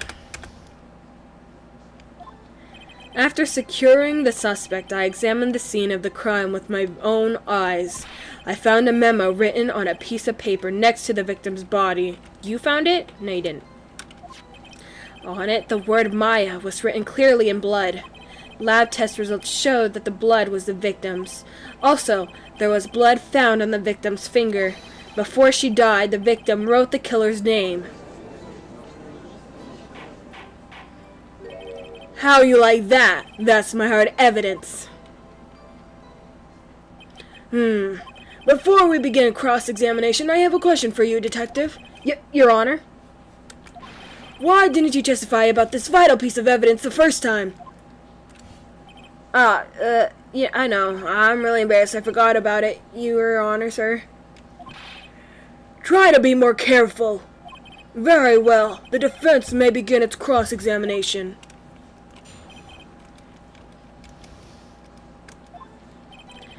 After securing the suspect, I examined the scene of the crime with my own eyes. I found a memo written. You didn't find it. Just because you found it next to the body doesn't mean the victim wrote it. Ho ho ho! Then who did write it, Smarty Pants? Who? The killer! Anyone could see that. Ho! You're saying the killer wrote her own name? Buddy, please. She was framed. Hold on. If that's the case, where's your evidence? Ha! I guess that was a bit of a tall order for you. Those without evidence shouldn't open their mouths, Mr. Wright. Yeah, pal. Ugh. Well, Detective, tell us what was written on that memo you found. On it, the word Maya was written clearly in blood. Lab test results showed the blood was the victim's. Also, there was blood found on the victim's finger. Before she died, the victim wrote the killer's name. That's his whole testimony? Okay, there has to be a contradiction in there somewhere. Let's find it.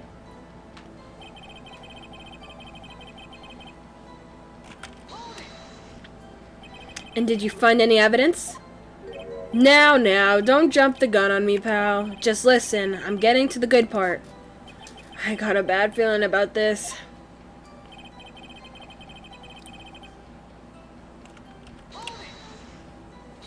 Just because you found it next to the body doesn't mean the victim wrote it. Oh wait, I already did this. Whoops.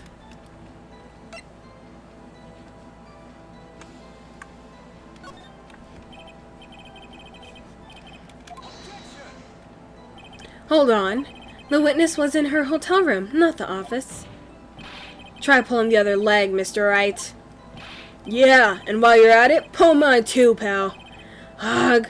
Well, Detective, tell us what was written on the memo you found.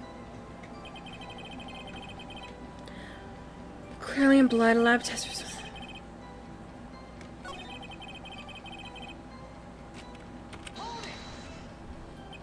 On which hand was the bloody finger, Detective?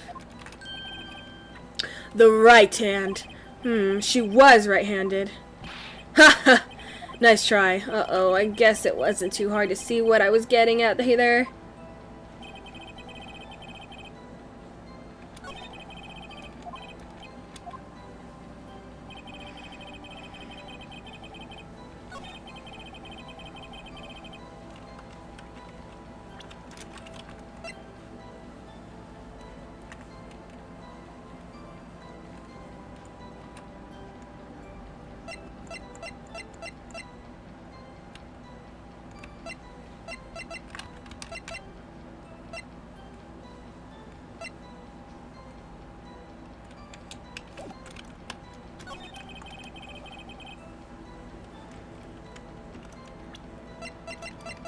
I don't know what to do.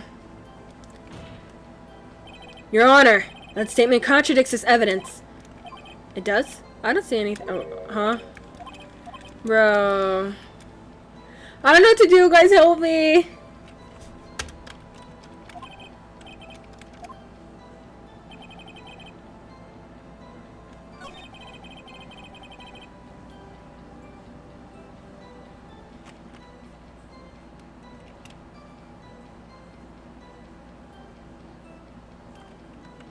Wait, Flower, the thing dazed the death.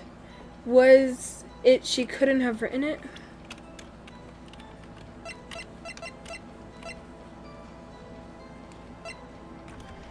Was instant. Oh, it was instant, you're right.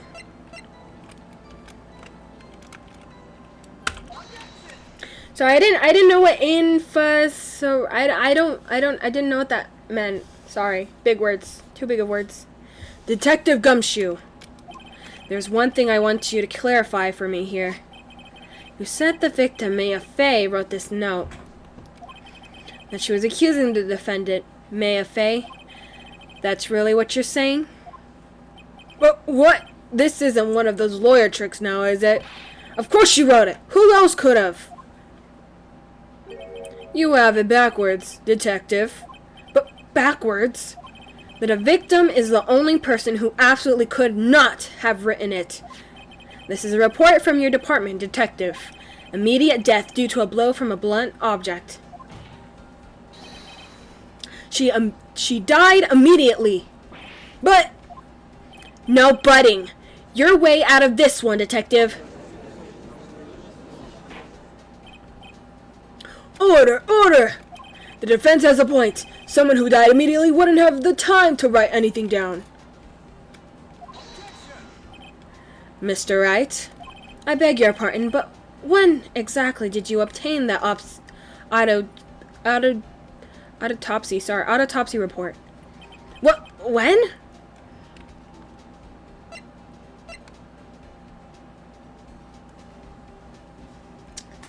I kind of forgot.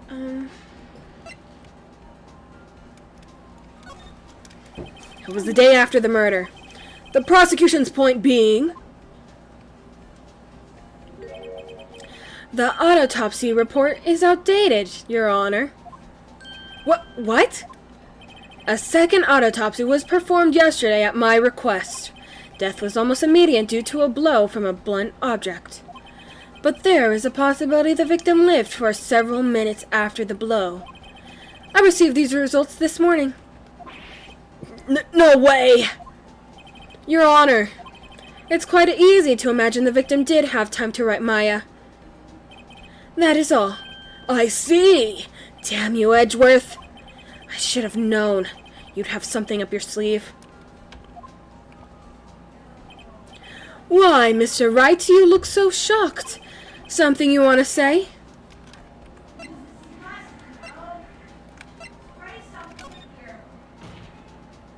Detective Gumshoe, you're a sham!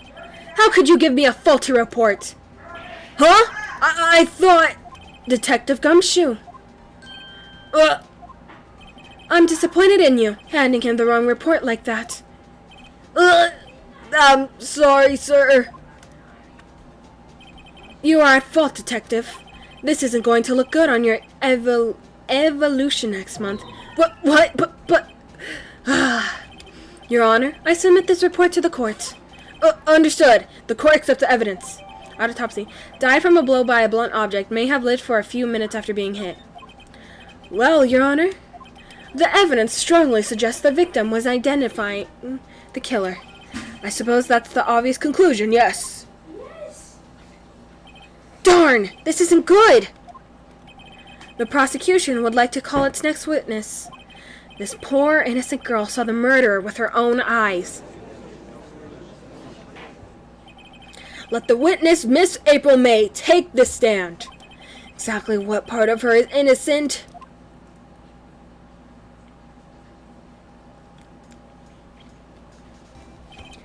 Witness, your name, please. April May, at your service. Order! A introduction should not require any reaction from the crowd. The witness will refrain from wanton's winking. Aw, yes, Your Honor. This is not good. She's already captured the heart of every man in this courtroom. Tell us, where were you on the night of September 5th when the murder occurred? Gee, I was like in my hotel room. I checked in right after lunch. And this hotel is directly across from the Fay & Co. law offices. That's right, big boy. Please testify to the court about what you saw.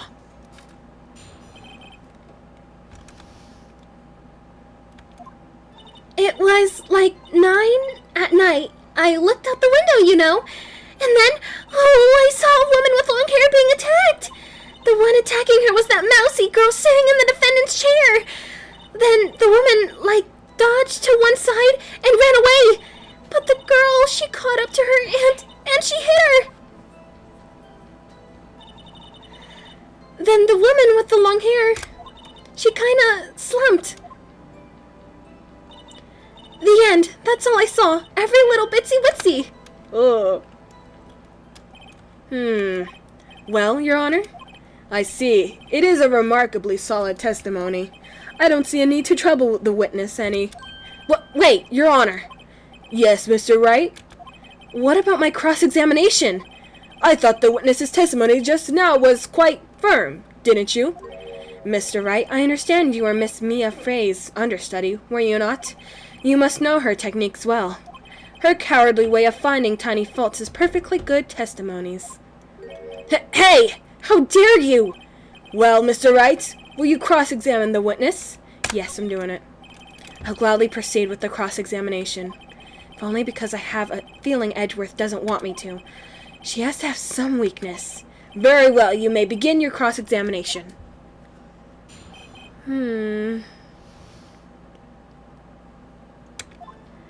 It was 9 at night. I looked at the window. Then I saw a woman with long hair being attacked. The one attacking her was a mousy girl. But how did you see that? How do you know she was the defendant? Huh? Well, you know, she had a girlish physique. Women know these things. Look, I just know, okay? There was only one person at the scene of the crime with a short, girlish figure. The testimony is bulletproof, Your Honor. He's right. Hold on a minute. That testimony stinks. What? Miss May, I'm willing to bet that. You're lying. Are you telling the truth? Did you really see the defendant? Oh! Mr. Wright, what's the meaning of this? Yes, what is the meaning? Somebody tell me, I'm clueless about this. I mean... Okay. If you had really witnessed my client, Maya Fay, you would have noticed her clothes before noticing her physique. No one wears clothes like this on a daily basis except for her. And I'm no expert on fashion, but her hairdo looks far from normal to me. However, the witness's testimony mentions neither of these things. The testimony is bogus. But... Still, we don't know if she was dressed that way that night of the murder. She was, Your Honor. I saw her, and so did Detective Gumshoe. What do you say to that, Miss May? Lawyer, what are you trying to say? You mean lawyer? I saw what I saw. I just didn't think all that trifling little details were necessary, darling. Miss May, the court would like to remind you to please omit nothing in your testimony. I'm sorry, Your Honor. I'll be a good girl, I promise. Your testimony again, if you would. Damn, I almost had her. Hello, Decayed Monster, thank you for joining. Hello, Kyotoka, thank you for joining. Objection, why are you so blue? Because I want to be blue. It's a fashion statement. I did everything. I did see everything, I did. The victim, the woman dodged the first attack and ran off to the right. Then the girl in the hippie clothes ran after her. And she hit her with that weapon, I saw. I did. that clock, the kind of statue-y clock? The thinker, I think. Well, does that accuracy of my report not startle you? I see.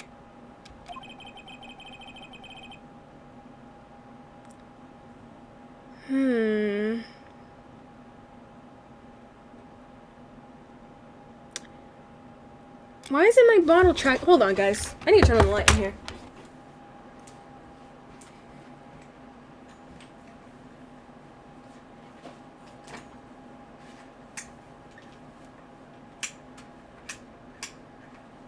Oh no, did the light go out? Oh no.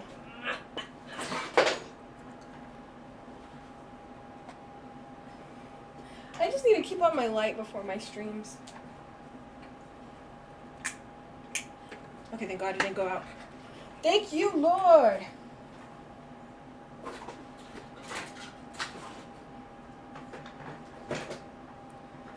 Alright, let's get back to business. As a lawyer, here we go.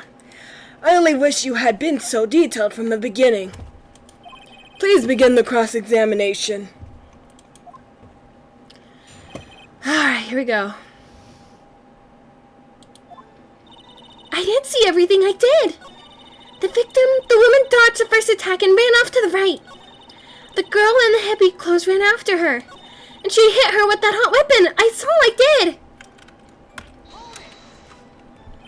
Where did this weapon come from? She picked it up from the desk. I see. What sort of weapon was it? The clock, the kind of statue-y clock. The thinker, I think. Her previous testimony must have been what Edgeworth wanted her to say. So this was the testimony in her own words? Time to press and squeeze the truth out of her. Figuratively, of course.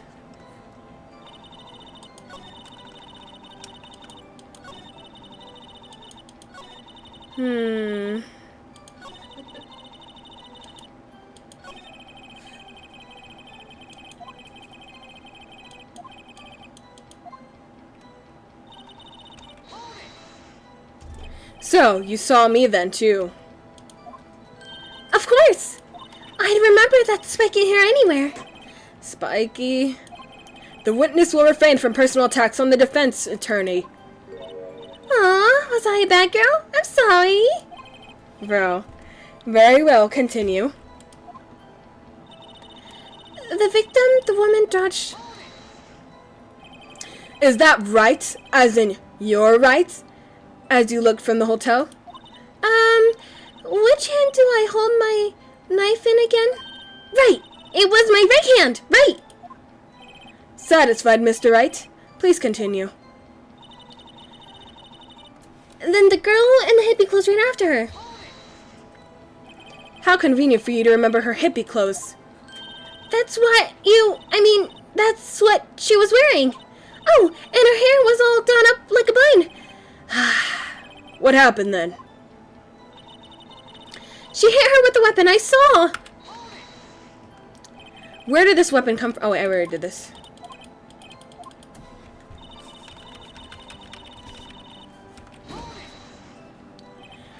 Clock? Didn't this come up in another testimony recently? Well, don't look so sour, Mr. Lawyer. You can win them all. No, but I have a feeling I'm onto something now.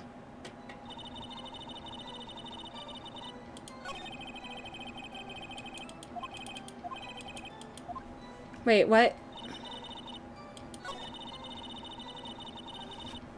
I think I'm doing something wrong.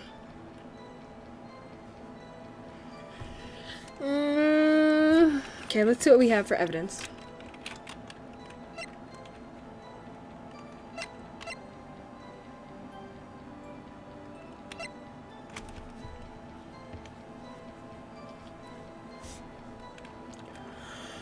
I don't know.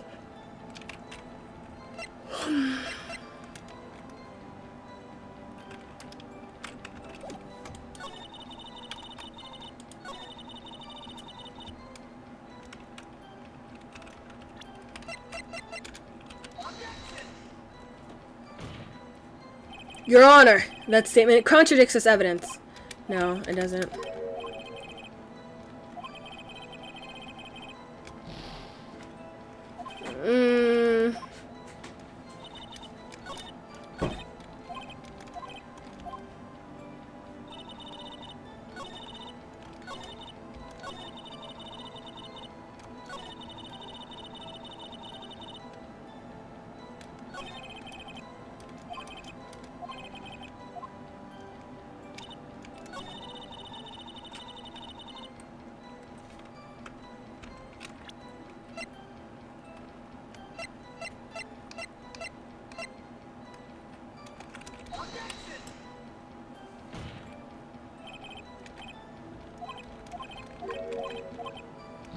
Ugh!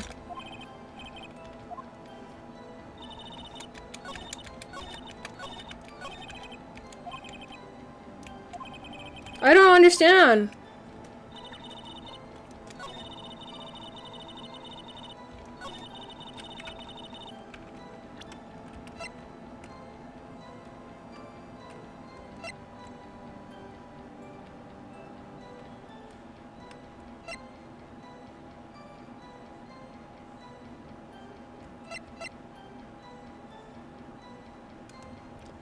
My day's been good. It's been good.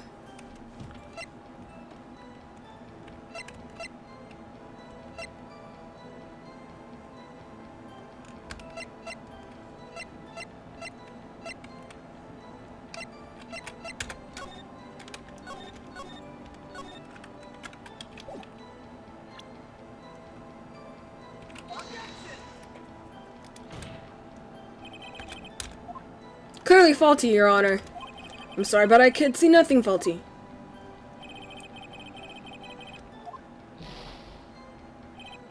Ugh, I must be on the wrong track.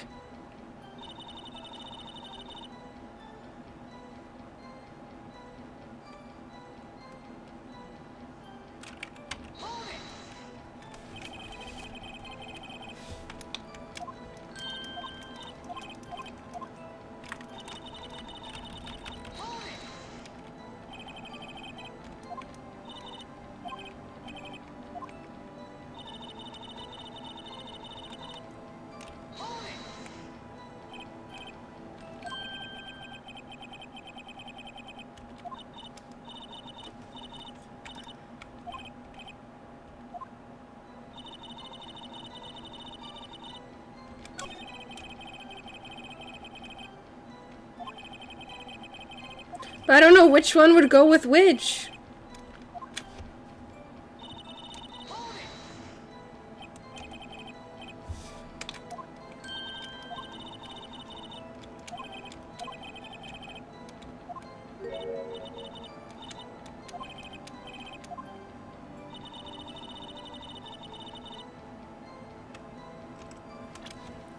I don't know.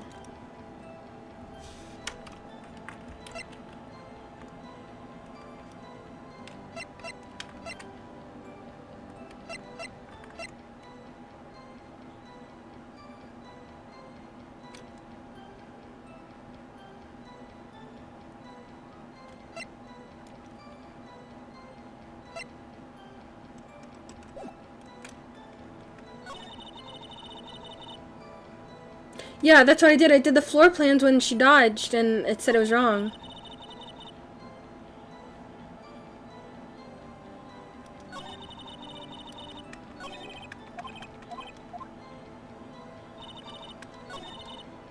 So this one? Okay, hold on. Oh, whoops, I didn't mean to do that.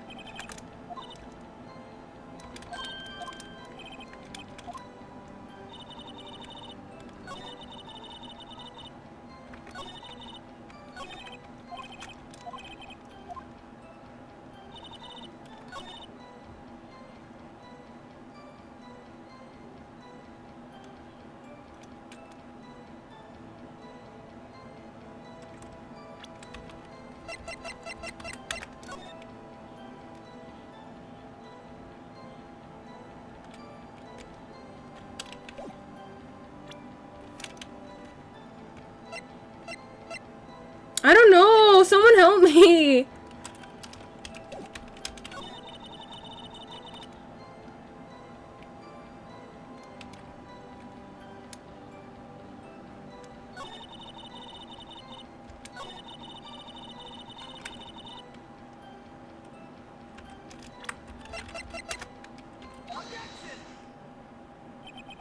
Miss May. Oh.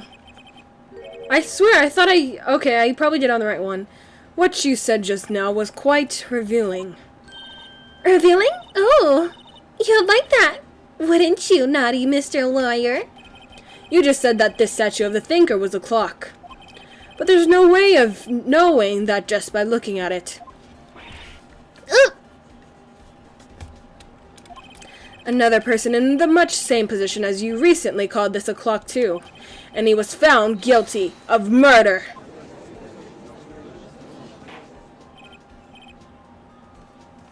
Order! Order! Miss May, can you explain how you know this was a clock? Ooh, The witness saw the murder with her own eyes. That's all that's important here. The defense is trying to confuse the issue with trivial concerns. Yes, yes, of course. You will withdraw your question, Mr. Wright. But questions are all I have, Your Honor. And as you may recall, I've caught murderers with these questions before. Well, only once. Objection sustained. You may continue to question the witness.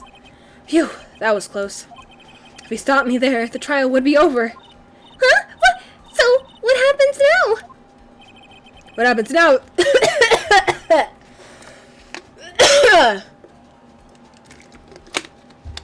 Oh my gosh, sorry guys. Ugh. What happens now is how you answer my question. Now is you answer my question. How did you know it was a clock? What? That's... Because I heard it?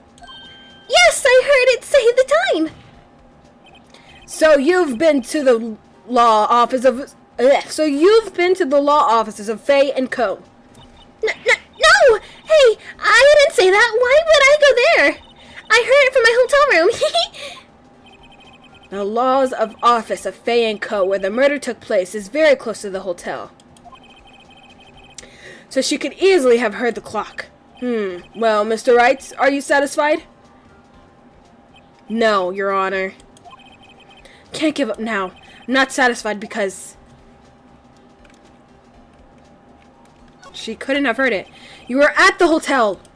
There's no way you could have heard a clock go off in the building next door. You have proof that she could have not? Amateurs. Listen to me, Mr. Wright. In the courtroom, proof is everything. Without it, you have nothing. You are nothing. Then I would like to propose a test to see if she really could have heard. The prosecution denies your request. What? On what grounds? This is a trivial matter with no direct bearing on the case of hand. Indeed, objection sustained.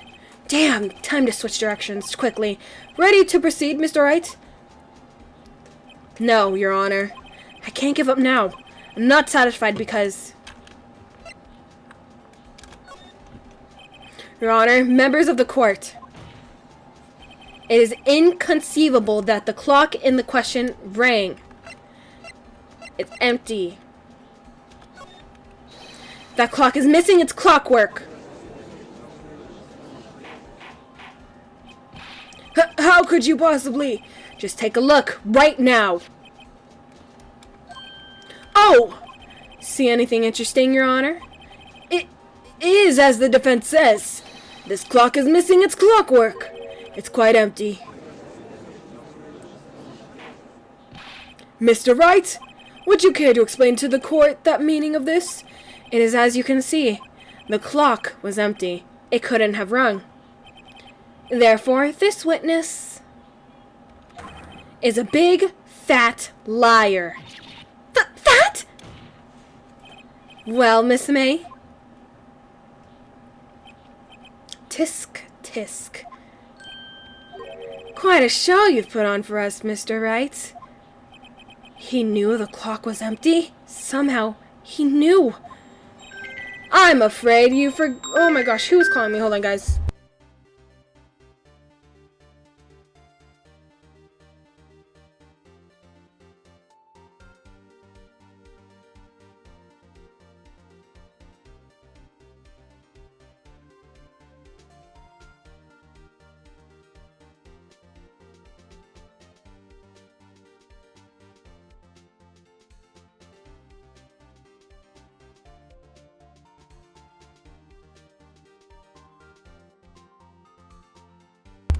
Bro, some random number called me. I don't know who this is. Hold on, give me 1 second.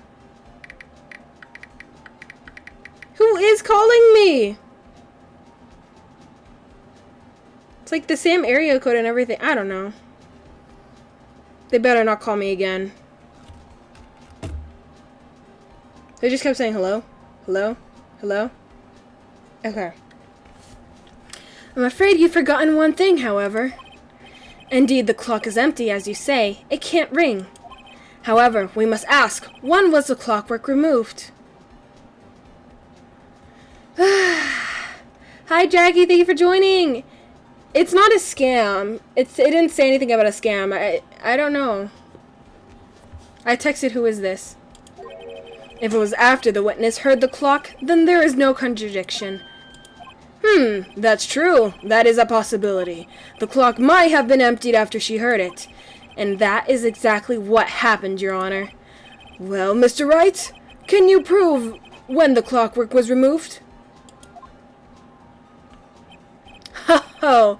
Impossible, of course.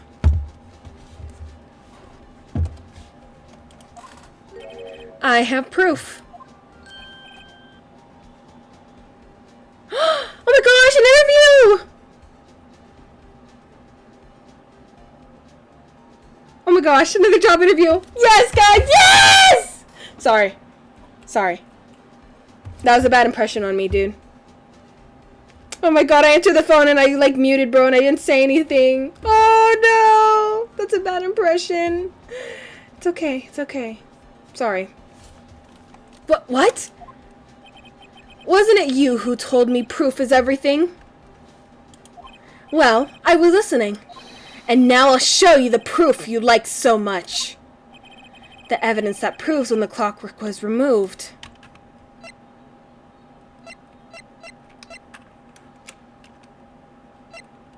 This? I think this? What do you say to that? What? I don't rightly understand what that's supposed to mean. I don't rightly understand either. Ho-ho! Uh-oh, I think I blew it. Mr. Wright, please refrain from flippant presentations of evidence in the future. Sorry, Your Honor. The evidence that proves when the clockwork was removed is... Oh, sorry. Wrong thing. Oh, God.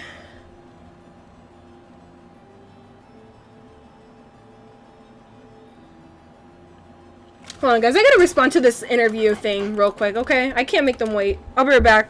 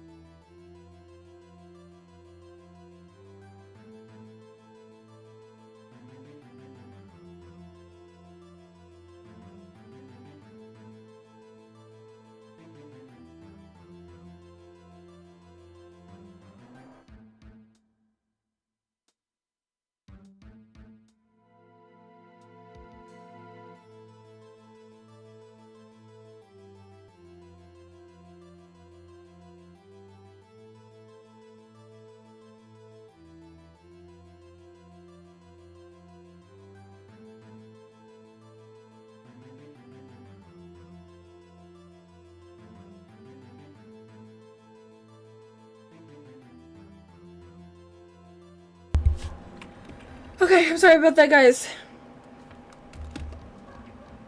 Sorry. One of the people that I applied for, or the workplaces I applied for, they called back and they're like, hello? Hello? And I didn't know who it was. They're like, hello, this is the flower shop you applied for. We're looking for you. Or like, would you want to set a date and whatever? I'm like, oh, yes, I'm so sorry. Yes. So, I just said, yeah, whatever.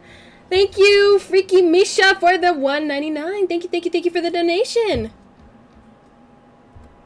Yep. Trying to get employed, bro. Okay. Take a look at this. That's a very cute cell phone. Oh, you have a girly's phone? What? Wait. This isn't my phone. Listen. This is the defendant's cell phone, and it contains a recording. A recording of a conversation she had with the victim on the day of the murder. Order! The defendant's cell phone? This wasn't brought to my attention. Perhaps Detective Gumshoe overlooked it. Grrr, that good detective better remember he's up for evaluation soon.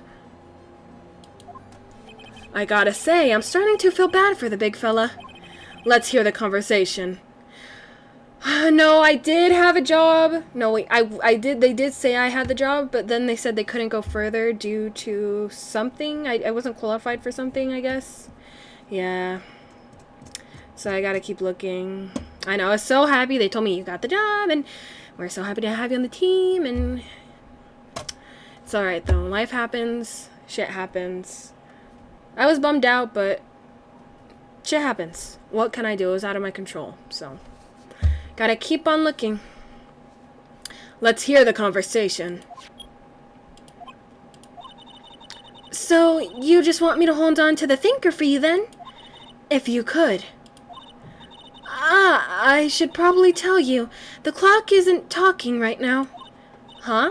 It's not working? That's lame. I had to take out the clockwork. Sorry. September 5th, 9:27 a.m. Your Honor, I think this makes it clear the clockwork was already gone by the time this was recorded. Yep, that's what I'm doing. I'm keep looking for the J slur, which was well before the witness even arrived at her hotel. Well, Miss May, would you care to explain this to the court? Just how did you know that weapon was a clock? Well, isn't it obvious? I saw that clock before. What store was that again? I go to so many. Oops, I forgot. So the witness has seen to it before. That one makes sense. Does the defense have any objections, Mr. Wright? Yes! The witness claims she has seen it before, but this directly contradicts a piece of evidence already submitted to this court. Well then, let's see it.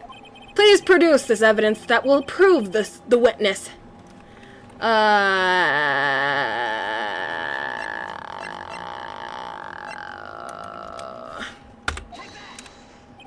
It's simple. This clock has never been in any store. Ever. What? A friend of mine made that clock. Only 2 exist in the world, and the one that isn't here is in police custody. Impossible! Everything is sold in stores. Miss May, I think it's high time you went shopping for a better excuse. Oh, excuse is not on sale today?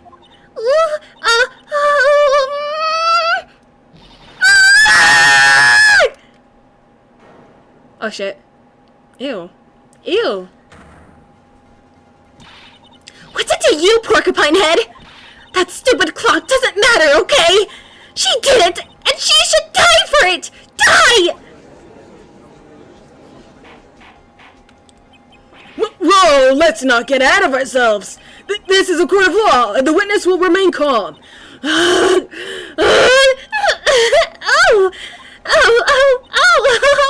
Oh, silly me! Did I, lose it? I guess I did.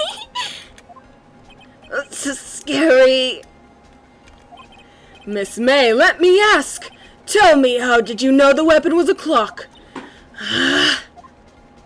Oh dear.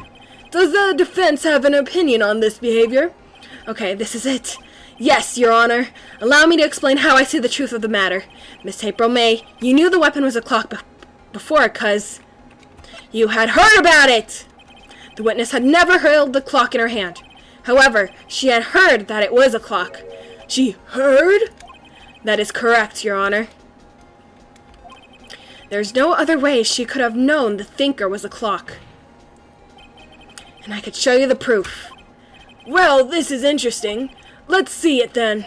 Show me evidence proving that the witness had heard the murder weapon was a clock.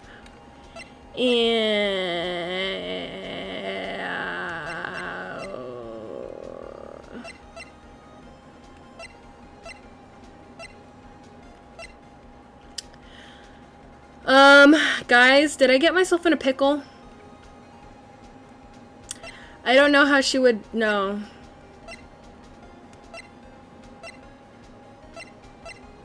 This one? Okay. Have a look at this. That? I found this in Miss May's room. Mr. Wright, please explain to the court what this is. Miss April May, you were tapping the victim, Miss Mia's phone, were you not? Your Honor, this is irrelevant. I'm not entirely sure that it is. Objection overruled. It troubles me that our witness was in possession of a wiretap. This is outrageous. Does the defense truly claim that the witness was tapping her phone? Absolutely. Even if that was the case, which is not, you still have to prove one thing. Did the victim ever say that the weapon was a clock on the phone? Can you prove that? I think not. Oh yeah? I think I can. It's simple. What? Here's my proof. The proof that the victim said on the phone that the weapon was a clock is...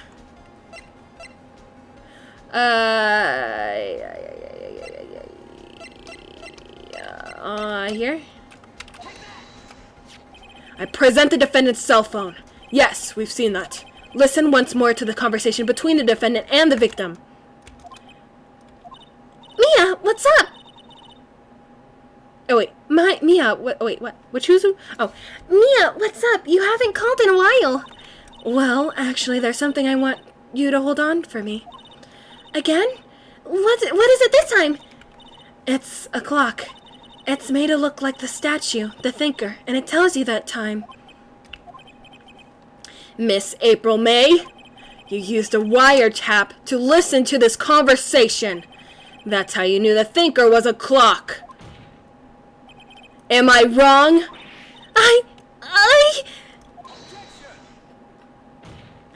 Your Honor, this is ridiculous. Your Honor, look at the witness's face. Does she seem amused to you? The defense demands an answer. Witness, answer the question. Did you tap her phone? Miss May! Shut up, all of you! What gives you the right to talk to me like that? You lawyer! Ooh. It's no fair! All of you ganging up on me like that! Oh, so I'm the bad girl! Is that it? Is that it?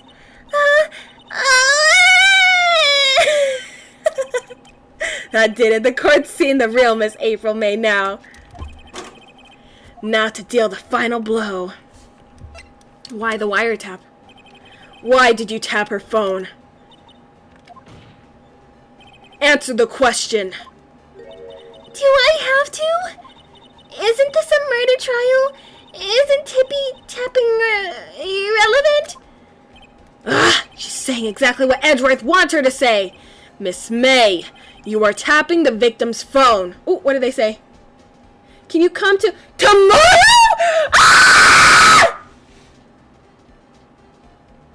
They want me to come in tomorrow for an interview! I'm gonna shoot myself in the frick... sorry guys.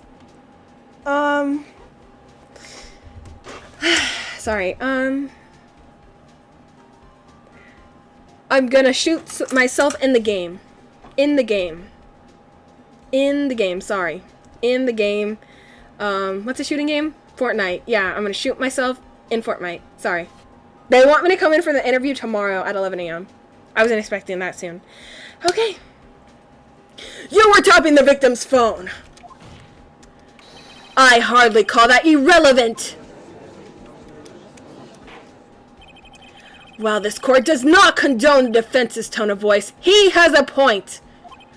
Well, Miss May, do you have an explanation for the court? Can you prove you had nothing to do with this murder, even though you tapped her phone? Ha! I'd like to see her pull that off. Mr. Lawyer, I saw that evil grin. You were probably thinking I'd like to see her pull that off, weren't you? Damn, she's good. Well, you're not the first man who's thought of that. And of course, I can and will. You can be serious, no way. Way, I say, way! Oh, and I assure you I'm serious, Mr. Lawyer. Okay, so the killing happened around 9 at night. Why, that's just when I was getting room service from that sweet bellboy. Room service? Iced coffee, I believe it was. Iced coffee, you know, like normal coffee, but cold. If you don't drink it quick, the ice melts and then you have regular cold coffee. Iced coffee? Think I'm making this up? Ask the bellboy. Year ago, the witness was not on the scene at the time of the murder.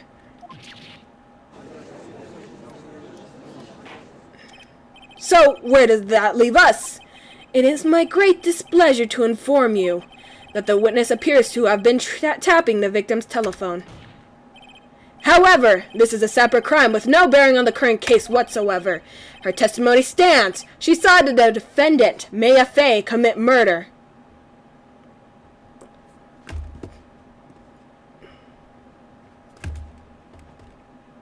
Whoopsies. My phone keeps falling. Okay. No, they're going to let her just walk away. There's no way I can win this unless I tie Miss May to the murder case somehow. Well, does the defendant have anything to say? Well, come on, think of something.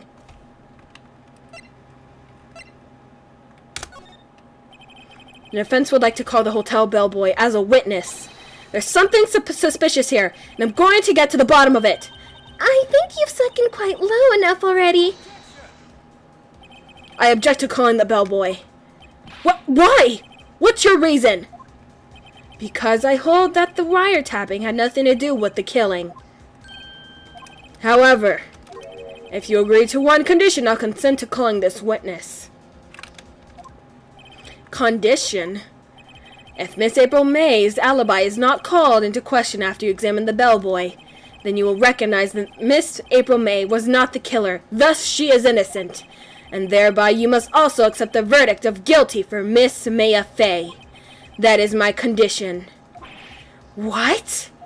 I'd better find something suspicious in that bellboy's testimony.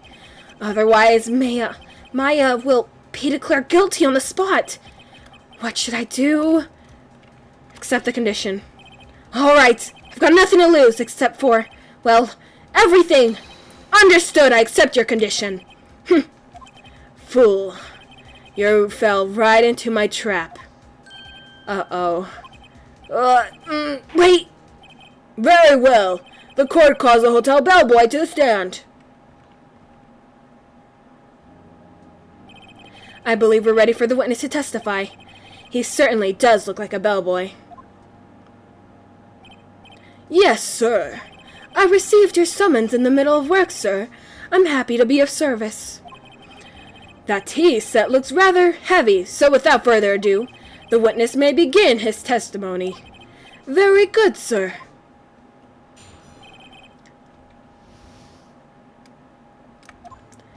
I am the head bellboy at the fine Gatewater Hotel and business for 4 generations. I believe I received a call after 8 in the evening for our guest, Miss May. She asked for an iced coffee to be brought to her at 9 on the dot, sir. I brought it to her at precisely the requested time, of course, and I delivered the iced coffee to our guest, Miss May herself. I see. The defense may begin in cross-examination. Right, I'm ready. I hope this is it. If I can't prove Miss May was involved with the murder now, Maya will be finished.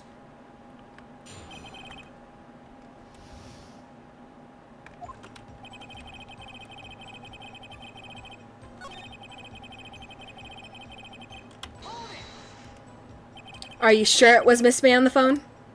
Absolutely, sir. How can you be so certain? I checked Miss May in personally, sir. Not only did I see her in all the stunning radiance, but I also heard her voice. And then I saw them, and The point being, I remembered her quite well, sir. Yes, what then? She asked for an iced coffee to be brought to her at 9 on the dot, sir. 9 on the dot, you say? Yes, I confirmed that detail several times. She was watching a program on the TV and wished a drink after she finished, sir. 9, the time of the murder. Brought it to her precisely requested of the court. Precisely 9, then?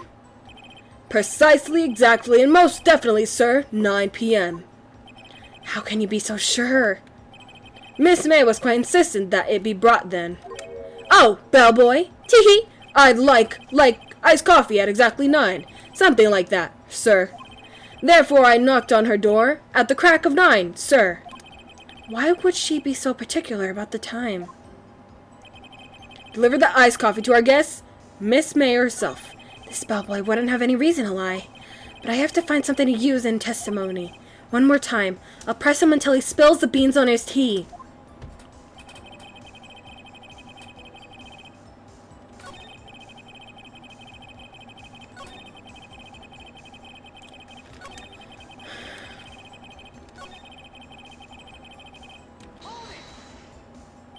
You are sure it was Miss April May herself? Absolutely, sir. Absolutely? Yes, sir. As in, so very absolutely, sir. It's an endearing mannerism of mine. How come you're so very certain? Well, when I brought the room service, sir, the guest, sir, favored me with an embrasser, sir. Embrasser? Is that French for embrace? It's French for kiss, sir, but not a French kiss, sir. More of a peck on the cheek. But why would she have done that? I believe perhaps she was momentarily swayed by my prim demeanor, sir. It was a moment I shall never forget, sir. Sounds pretty fishy to me. I think our Miss May was up to something and wanted the bellboy to remember her. It's no good. There's nothing there. Is that it? Tisk tisk. Finally, you understand. This bellboy has absolutely no reason to lie. Now, if you have any decency, you will end this rather tedious cross-examination here. Was a bit tedious. The witness may leave the stand. I can't let this happen, can I? Wait! Please wait! Yes? Does the defense have something to add? One last question. Let me ask one last question. Your Honor, I must object. This charade of justice has gone on long enough. Now, Mr. Edgeworth. All right, Mr. Wright, I'll give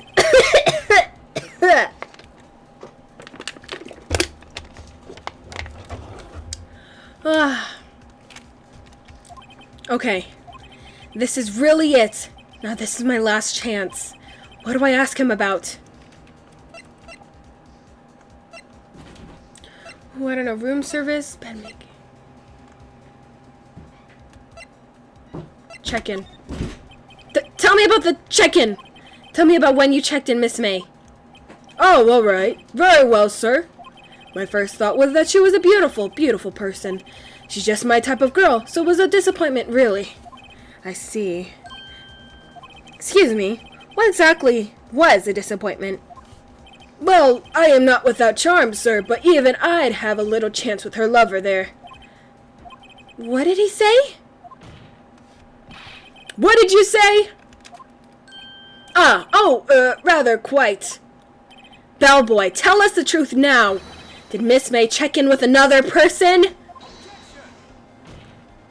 I object. That was objectionable. Objection overruled. The witness will answer the question. Yes, I see. Why did you not mention this in your testimony? Well, sir, you didn't ask. Nice try.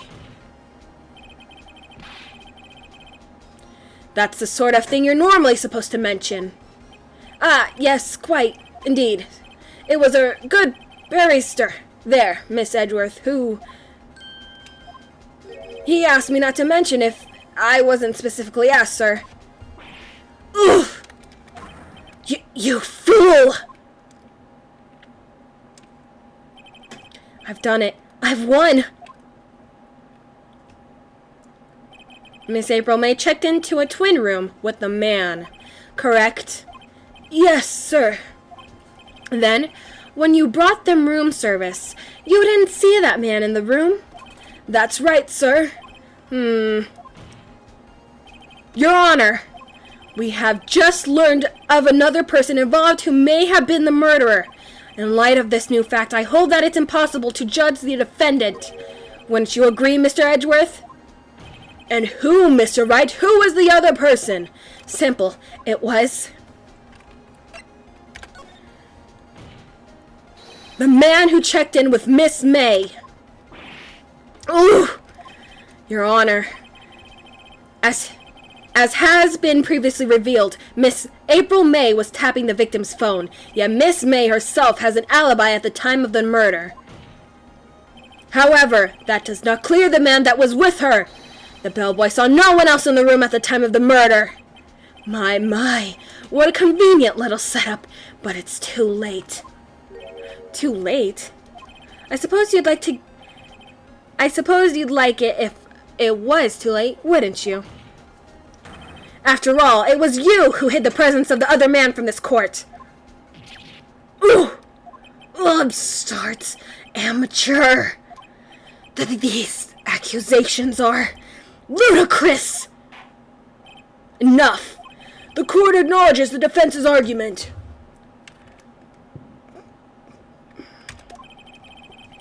I expect the prosecution and defense to look into this matter fully. Am I understood?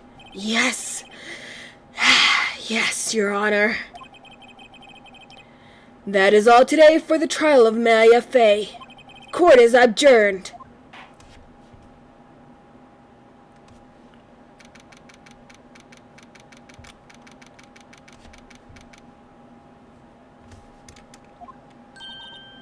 Mr. Wright! You are amazing in there! Really? I think I might be your newest fan. Oh, I was just doing my job, you know. Then again, that other attorney was pretty cool too. Huh? That face of his, with his eyes wide and trembling lips, it sent shivers up my spine. If you say so. So, what happens with me? Do I get to go home now? Well... No, I don't think so. Not yet. Oh, I see. But I got a great lead in today's trial. A lead? That man with Miss May, he's the key. Oh, I get it. What happened to Miss May after that, anyway? I heard they arrested her. I guess she's learning her charms won't work everywhere. She's probably at the detention center now. I may have to go down there later. Anyway, this case is far from closed. Yes, sir! I'm going to find out more about this man. Do you think he was the one who... Maybe so. Sis. Don't worry, I'll find him by tomorrow, I promise. I'm counting on you. I asked for a full record of April May's testimony. I thought it might come in handy during the trial tomorrow, but now that I have it, I'm not so sure. Most of her testimonies were all lies. In fact, there's only one part that hasn't been stricken from the record. May's testimony has been added. Victim dodge and attack. Okay. I don't know how much good this will do me at all now. Anyway, time to hit the pavement and do the investigating. Maya doesn't belong in that detention center, and it's up to me to set her free. To be continued!